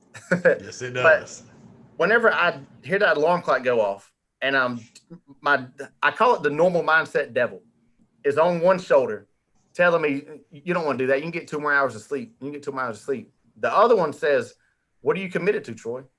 What are you committed to? And that right there, it just lights that fire. And I'm up out of bed and I'm getting things done. Yeah. So I just want to touch on commitment there. So I love it, dude. Do me a favor really quick. Can I show me that bicep? pull that up right there and show that to Aaron and Sarit, what that bad boy looks like. I told Troy, Troy's at our boot camp a couple of weeks ago, and I tell him this all the time. I was like, bro, if I had abs like you and arms like you, I would never wear a shirt. I'd go to church on Sunday morning with no shirt on, just so people could see my abs and my arms. Hey, Troy Milliken, everybody. Troy, thank you, my friend, for being with us today. Thank you. Super proud of you. Super excited about what God's doing in your life and in your coaching business. Excited to see where you're at in the next 6 months or a year, my friend. Hey, man, I appreciate everything. Appreciate this platform. Appreciate you, brother. You're welcome, man. I love you, buddy. Omar Medrano, guys. Omar, you're in the house with me today, my friend.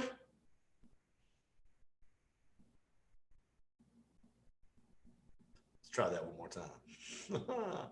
You know what? I do not see Omar. Is Omar on the call? There he is right there. I see you, my friend. What's up, baby? I was muted. I don't want you to think I was snubbing you by any means. Well, let me give you a proper introduction. Omar Medrano, Cardone licensee, Miami, Florida. Originally hails from Baton Rouge, Louisiana. Omar is on several Smoothie King franchises and Supercuts. Is that right? Yes, sir. No, it's the other way around. I did go to LSU and I lived in Baton Rouge, but I'm born and bred in Miami. I'm at an actual Floridian. That's exactly right. So yeah, moved back to Florida, where he's got several franchises. Omar's a real good friend of mine. And what day of 75 hard are we in right now? I am Reggie Jackson and Hank Aaron, number 44. 44, baby. I hear you. Omar, 10 minutes, top success principles, man. Okay, there's two. One does have to do with the 75 hard, and it's always you have to have a strong enough why. I mean, whether it comes to running a marathon, which I did, or multiple and all that, you can't just wake up one day and go, hey, you know what? I'm going to do it. Because it's not that. I'm going to lose weight. One, you have to be specific, but if you do want to lose weight, at least have a strong enough why. Like me, I want to walk my daughters down the aisle one day, both of them. I want to meet my grandkids one day. So that's a strong enough why. Why do 75 hard? Why not? Why not inspire people? Because if a guy like me who has zero athletic ability can run 25 full marathons, a bunch of Spartans, half marathons, the whole 9 yards, then you too. And that's what life's about, because quite frankly, we can all do it. But what stops us is fear. I mean, last Saturday, you had a guy with Down syndrome be the first person ever to complete an Ironman. If that's not motivation right there, if he can do it with all those obstacles, anybody can do it. But once again, it's our fear. Either we don't have a strong enough why, or we grew up with fear. When you and I were born, we never had fear. I didn't have this fear of, I was an introvert. I mean, most people don't believe that because I can talk your ear off. But I mean, growing up, they put me in ESOL, English for whatever, you can't speak English. And I was born and bred here. And my mom came here at 3 months. I mean, we don't talk Spanish. But the whole point was my mom laid into that fear that if I talk to a stranger, I might get abducted. Right. If I talk to someone I don't know, something bad will happen. Well, I didn't have that fear. You didn't have that fear. Everything that stops us is because we create our own fear. We create our own boogie monster. We create that monster underneath the closet or underneath our bed. I mean, we always focus on what will go wrong. But one time, why don't we do what if it did work? What if I decided to do that first day of 75 hard? What if I decided to quit all my vices? If I was in debt and I was a free spender, buying crap left and right, going to Gucci and going to Prada, and one day I'm going to have nada, well then, what can possibly happen if I quit doing that negative habit?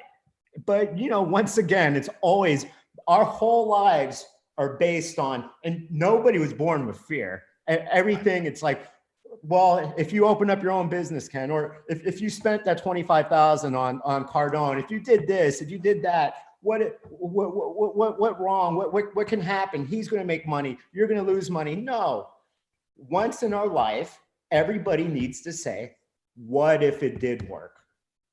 I love it. Hey, talk real quick about, there was 2 things. I had you on my podcast probably 2 or 3 weeks ago. Yes, you did. There were 2 or 3 things, dude, that have resonated with me at a deep level. Oh, well, this is one of definitely one of the principles. And since, can I say an F-bomb? Or? Yeah, you should do whatever you need to say. Well, one thing that has always guided my life was fuck the naysayers. My first naysayer growing up, junior high, and I told you this, my assistant principal said it would be a cold day in hell when I graduated from college. How empowering to tell a kid that. I mean, thank God for the education system right there. But you know what? The man was actually right. It never snows in Baton Rouge, Louisiana. I graduated December 21st, 1996. Come on, date yourself. Yeah, okay, I'm an old guy. And literally, it was snowing. The whole country was in a blizzard. And he stopped me from crying because I remembered what he said. He said it'd be a cold day in hell when I graduated college. And lo and behold, he must have been Nostradamus.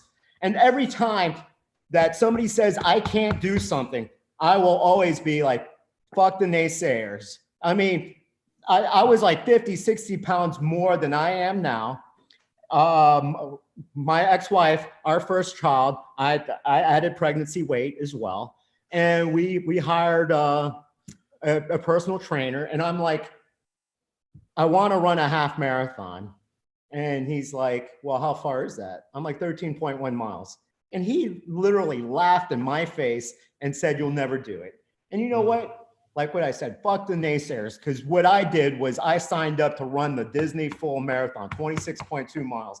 And every time I ever wanted to quit a Spartan, a half marathon, a full marathon, any type of competition, endurance race, his voice is in my head saying, you'll never do it. You'll never do it.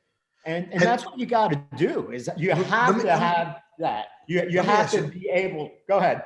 Let me ask you a question, Omar. Shoot. Dude, that story, that's one of the most impactful stories I've had some killer people on our podcast. I've had some pretty amazing people, but that story about your junior high guy, was it junior high or ninth grade? What grade were you in? Yeah, because at the time there was no middle school. So junior high, I was in ninth grade.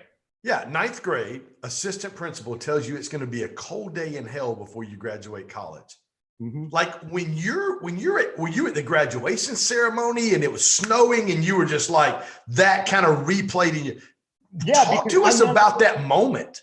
Because I never had that. I forgot about it until literally, because my family being from South Florida, we're bitching and moaning and saying it's always cold in Louisiana, which it's not. They just happen to be.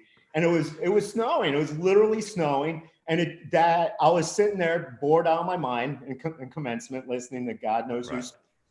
And that memory just popped. And it was like, if I was there, and I'm like, damn straight, maybe. And then after that, whenever somebody said I couldn't do it, I couldn't own a business, I couldn't do this, I couldn't be a successful stockbroker, I couldn't do this, you know what? Just watch me. You know, I really believe that when people say stuff like this, and I think, you know, Aaron Sarit and Troy, Dr. Al, all the people that are on the call right now, I really believe when people say things like that, what they're doing is they're actually afraid. They see something in that other person that really exposes something in them that's afraid to take that step and do it themselves. So I really, it's almost like they're looking in a mirror, Omar, and they see something and they're really kind of lashing out at themselves because they see you and they're going, man, this guy can do this. I can't. And so therefore there's that reaction. Well, we're dating ourselves, but what he reminded me of was the Breakfast Club. That assistant principal, very condescending. All he needed to tell me was that he made $30-something thousand a year, and listen punk and all that speech. But it's like, I mean, you have to look at the source because I'm sorry if I'm an assistant principal, and I remember he wore a polyester suit, and so this day, if I ever ran into him, I'd be like, dude, at least get some fashion in you. I'm not the most fashionable guy, but polyester was out in the late 80s, the 90s, the 2000s. And it's not making a comeback. So you said a strong enough why, Omar, was really probably your strongest principle. And then that, I think probably that coupled with anytime somebody's really told you, no, you couldn't, it's really propelled you to want to prove to not even them, but to prove to yourself that, dude, I can do this. Oh, I just recent. I mean, an ex-girlfriend said, because, you know, the pandemic, just like any other business person, whatever it takes, I've taken on some debt.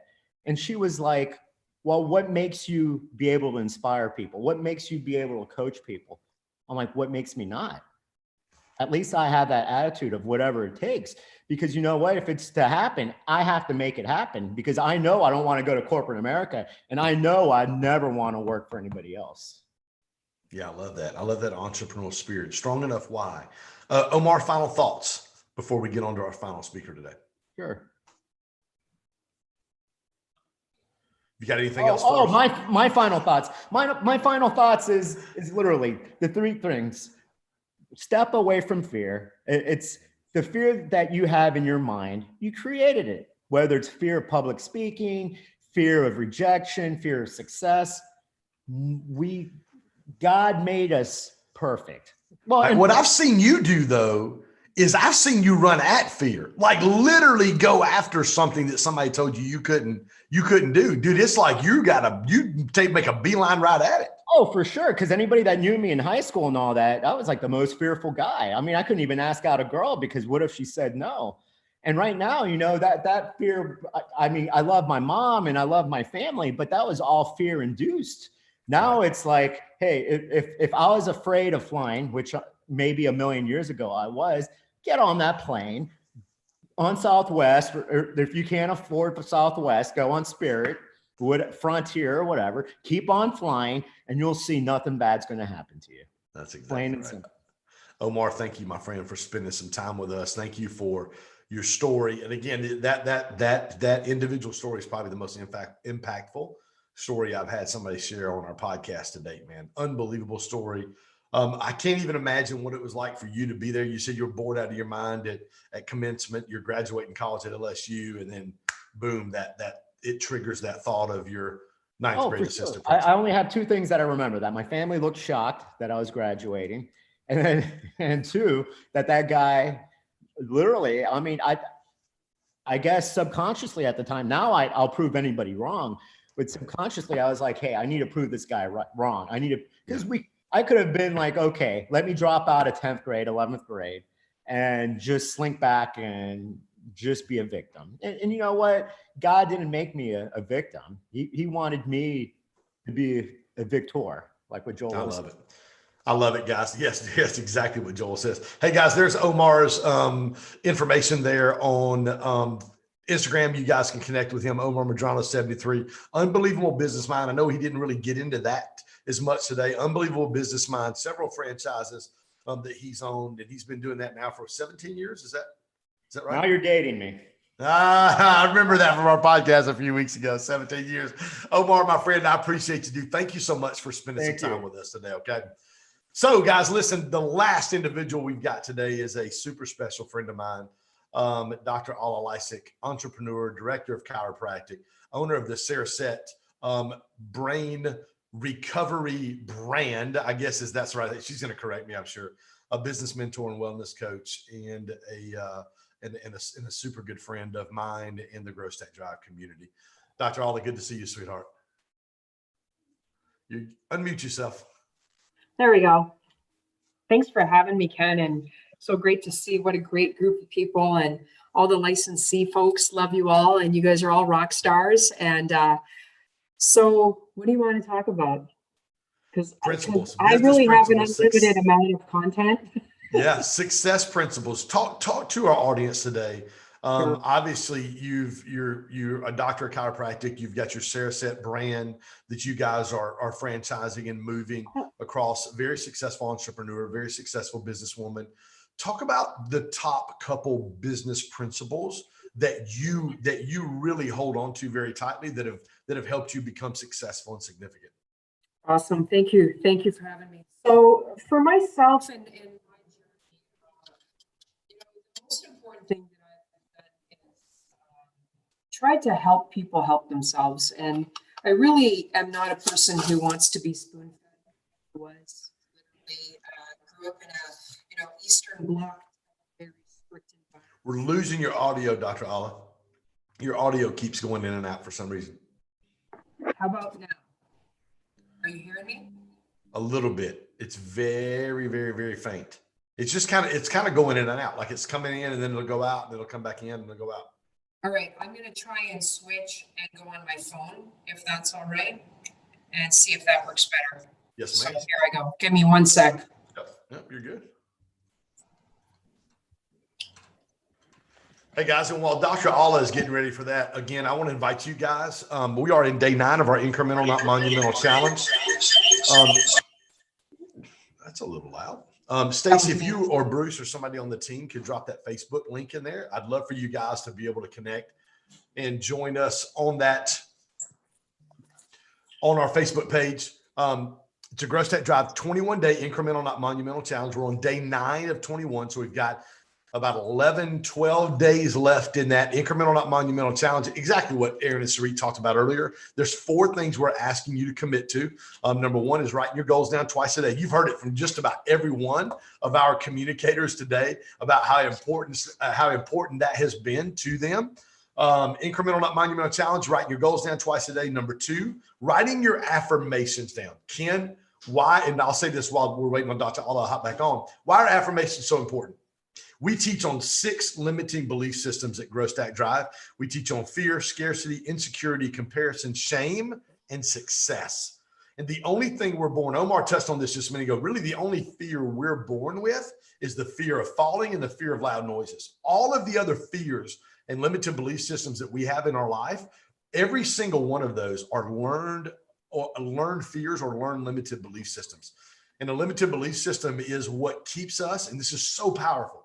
A limited belief system keeps us from seeing the potential in our very own future. It literally blocks us from seeing and having vision of what can be in our life. So how we combat is we identify the limiting belief system, we remove, and then we replace it. One of the ways we replace those limited belief systems is through affirmations. And affirmations, we call those I am statements. I am more than enough. And whatever that limited belief system is, let's say you've got the limited belief system of comparison. We talked about that earlier with C-Rock when he was on.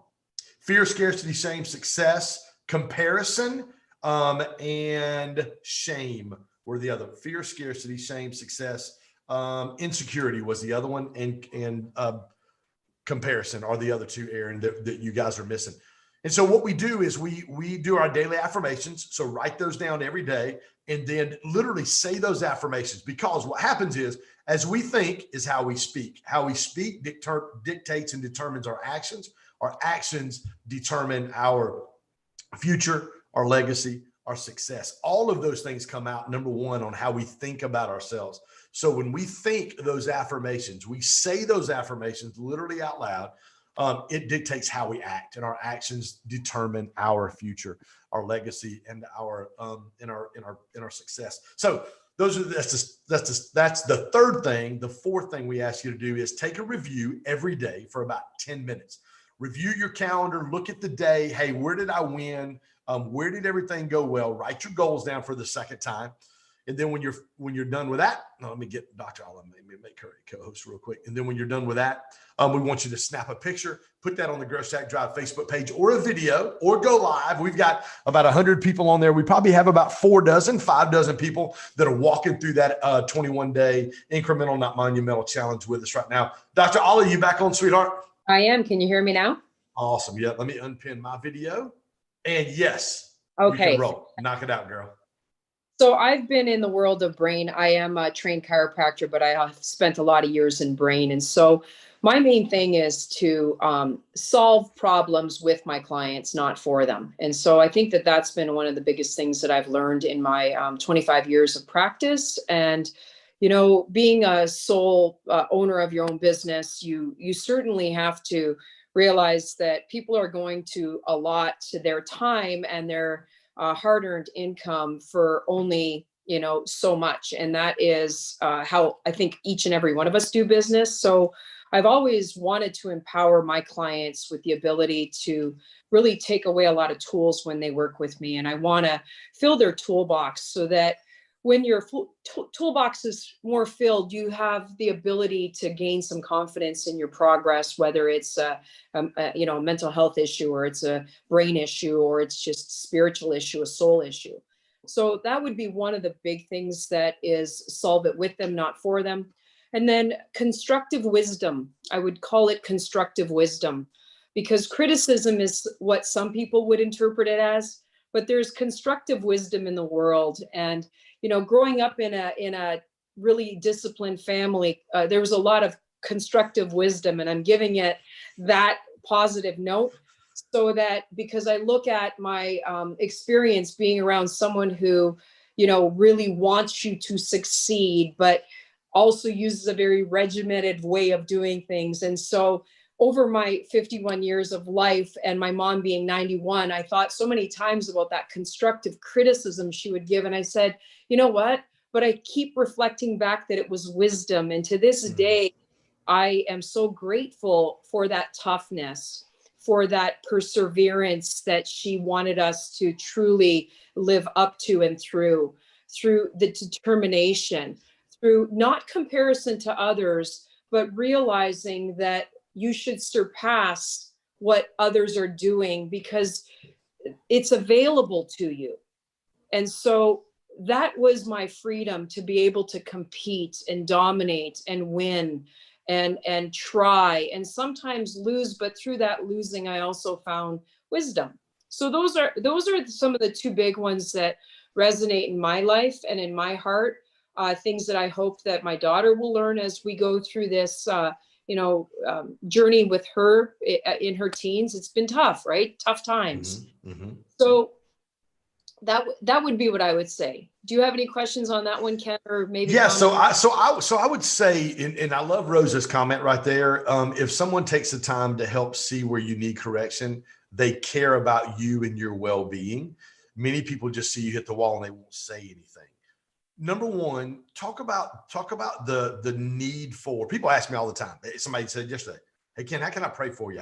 What can I do for you?" I said, "If you're going to pray for me, pray that wisdom is what I want. I need wisdom." But talk about, you use that word wisdom with your mom when she's speaking into your life and trying to help you really be a better version of and be further ahead down the road than where she was at that point in her life. Talk about the need for us as business owners, entrepreneurs, to have people to be able to speak wisdom into our lives. And, I think that one thing that we probably have to identify in our lives is we tend to be around business owners trying to gain business knowledge. And I think we need to step away sometimes from the ones that are in business, guiding about business, and step away from that and step into those that are truly trying to build your heart and your soul. And reminding you that you need to be grounded and that you truly need to slow down a little bit. My dad was a man of few words, but every day in my life, the one thing that he would say to me, he would say, Allah ne spiše. In Ukrainian, the language we speak in our family's home, it means Allah, slow down. And that's all that he would ever say to me, never anything else. We could drive 2,000 miles and the only thing he would tell me is Allah ne spiše. So slow down for me, and having that imprinted in my soul and in my mind has helped me, because my mom isn't a businesswoman, but she's the smartest businesswoman I've ever met, because she will say, you've got to realize that there's a lot that you can take on and you can get excited, but you've got to filter some of the garbage away. And that only way that you can filter garbage away is that you have to step away and always come back and figure out, why is this so important in your life? And are you willing to give up this to take this on? And does it allow you to truly show your, like some people say, superpowers? So, the wisdom is truly the application of information or knowledge, but it's the timely application. And so as I've grown through my life and through my experiences and through my regressions and through my, bad decisions, which I've made many, many times, probably more than I should have, but I'm not afraid to, be kind of an idiot and just jump in. Right. But it's now the timely application of that wisdom. And so, what I've learned over the last months is the access to smart people is access to their heart. Because your heart, for me, Ken, it doesn't have bounds. You create your networks of people, not because of the knowledge that you bring, but you're a wise man who has had pains and hurts that are still imprinted deeply in your soul and deeply in your mind and in your brain. But being that you are so interested in someone's heart and having them part of your heart is what has helped me realize that sometimes those business decisions that I've made that I feel are a problem, it helps me wash them away quickly when I realize the community that I'm now surrounded with and would likely have had that opportunity if I didn't make a business decision. Right. Talk about, you were at boot camp a couple of weeks ago. Talk Yep. about that. Talk about that impact for you. You know, it was a great impact. I was on the fence of coming because I was committed to so many things, and I was like many of you all over the damn place. I can be in so many freaking places at the same time. It just surprises me when I show up and go, what the hell am I doing here? So it was an opportunity that you know, brought forth to me. And so there are two things that we know in the brain. We have memory, and we have the ability to, you know, hold on to things that we might call information. Some of us might call it knowledge. But I think that the biggest thing about memory is the remembering of it, because there's a difference between memorizing and having information, but remembering adds the story and the soul part of it. And I think that that's what really digs deep into the event that you had put on, a great event. There were many great speakers. And I really didn't go there seeking anything, but I just felt as though I had this touch in my soul of people that I just didn't know needed to be in my life, but now I want them in my life, and I want to continue to grow that relationship. And just listening to some of the, you know, licensees that were there, you know, Greg, he was just so wonderful, and I had the opportunity to chat with him and, you know, just remind him that, dude, you are just a rock star. Yes. Your action steps and your actions, whether you're young or, you know, you're not, you're still a little bit green. What you're doing right now, you're light years in the progress department in comparison to where we were in our progress department. Yes. I Yes. wouldn't trade anything. You know, we played a lot more as kids than the kids now. And I think that playing and being playful is probably the biggest thing that will help you succeed, whether you're playing a soccer game or a hockey game, or you're playing on figuring out how to juggle your business. What are you doing? And so playfulness, I think, is a huge part. And I think we played that time when we were together. Yes. You know what? That was one of the things we were super intentional about, was putting room for fun in the weekend. Because, man, when you're fun, the walls drop. It's not about how big is my business, or what is my business struggling with, or let me get from 4.5 million to 8 million, or whatever it is. It's really, it drops all of the facades, and it puts everybody on equal playing ground. And that's where you really get to, and that's our heart and our desire at the Growth Stack Drive community is, listen, I mean, nobody needs to run around poking their chest out or try to be impressed with anybody and what they've done, but it really is a community where people can come in and find authentic relationship and authentic accountability. Talk about significance in your life right now and how important that is to you and what's going on in your businesses. You know, it's really significant to have the balls and the foresight into taking paper, which we call money, which I used to call money. Now I just call them Post-it notes because of Grant Cardone.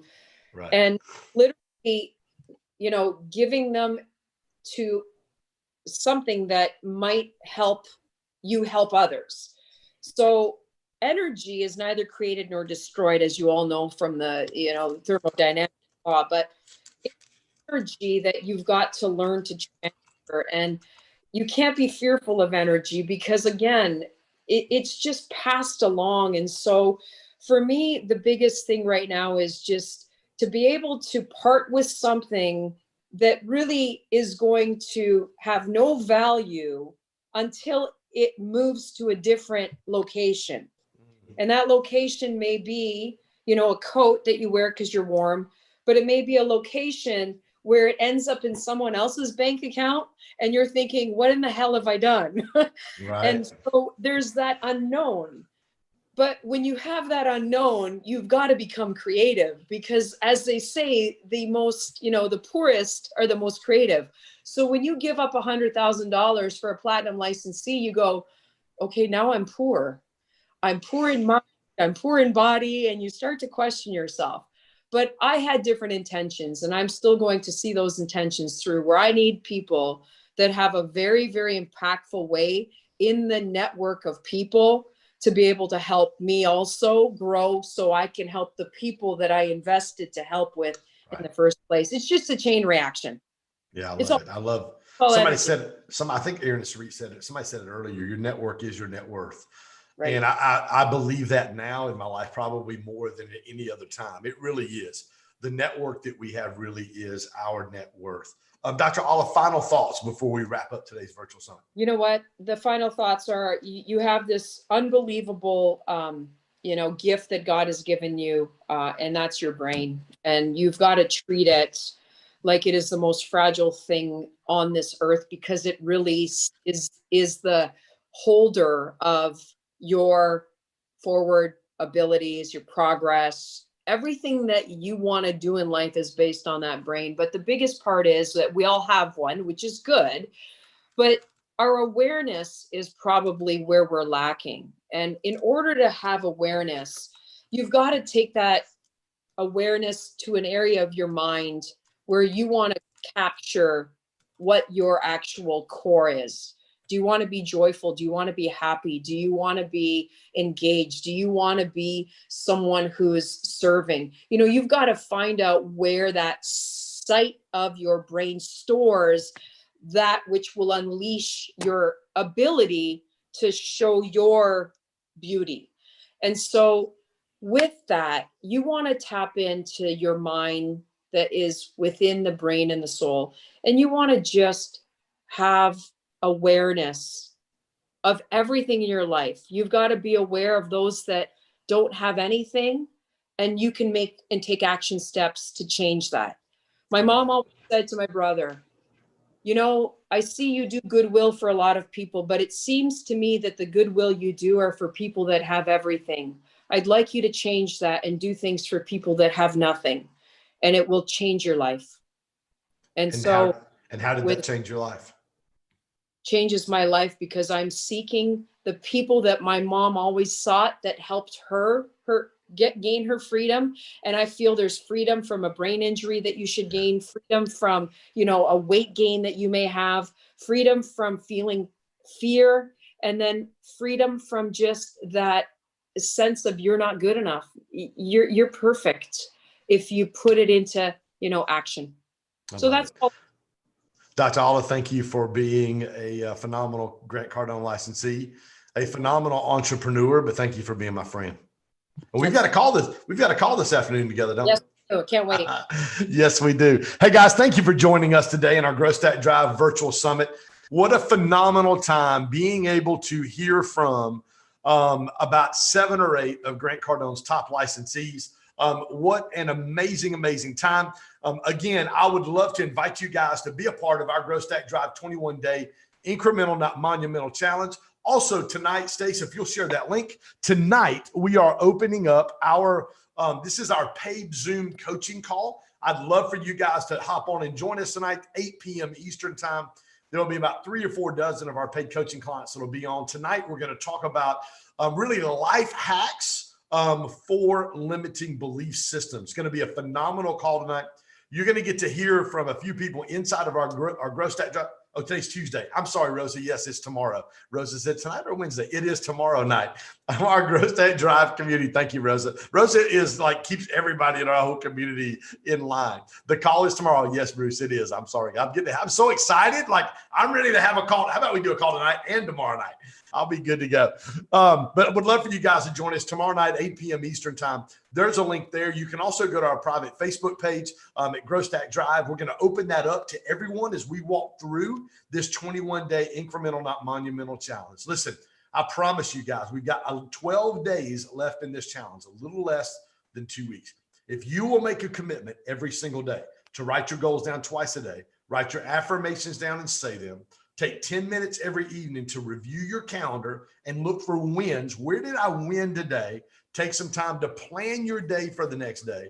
Snap a picture, shoot a video, post that on our Grow Stack Drive Facebook page. I promise you in 12 days, you'll look back and you won't even recognize yourself. Well, listen, thanks again, guys. Tomorrow, I will see you. We've got our normal podcast on the YouTube channel, Facebook Live, tomorrow at noon Eastern time. Thank you again for joining our Grow Stack Drive Virtual Summit. Thanks to all of our speakers, all of our Cardone licensees, Troy, Omar, Dr. Allah, everybody that was on our call today. Hey, huge shout out to my team, to Stacy, Christian, Bruce, everybody else that was on the call from our team today. I appreciate you guys tremendously. Listen, hey, let's win today. Let's absolutely find somebody. This is the encouragement I gave on my Instagram Live this morning and on our Grow Stat Drive Facebook page. Find somebody today. Intentionality is one of our 5 core values. Find somebody today. Be intentional on being an encourager today. Find somebody today. Text 3 people. Call 3 people. Get with 3 people today and be an encourager. When you encourage, that word literally means to add courage to. You're allowing people to borrow the courage that you have and be able to use that to get places in their life that they never could get there by themselves. I love you guys. Enjoy your Tuesday afternoon. See ya.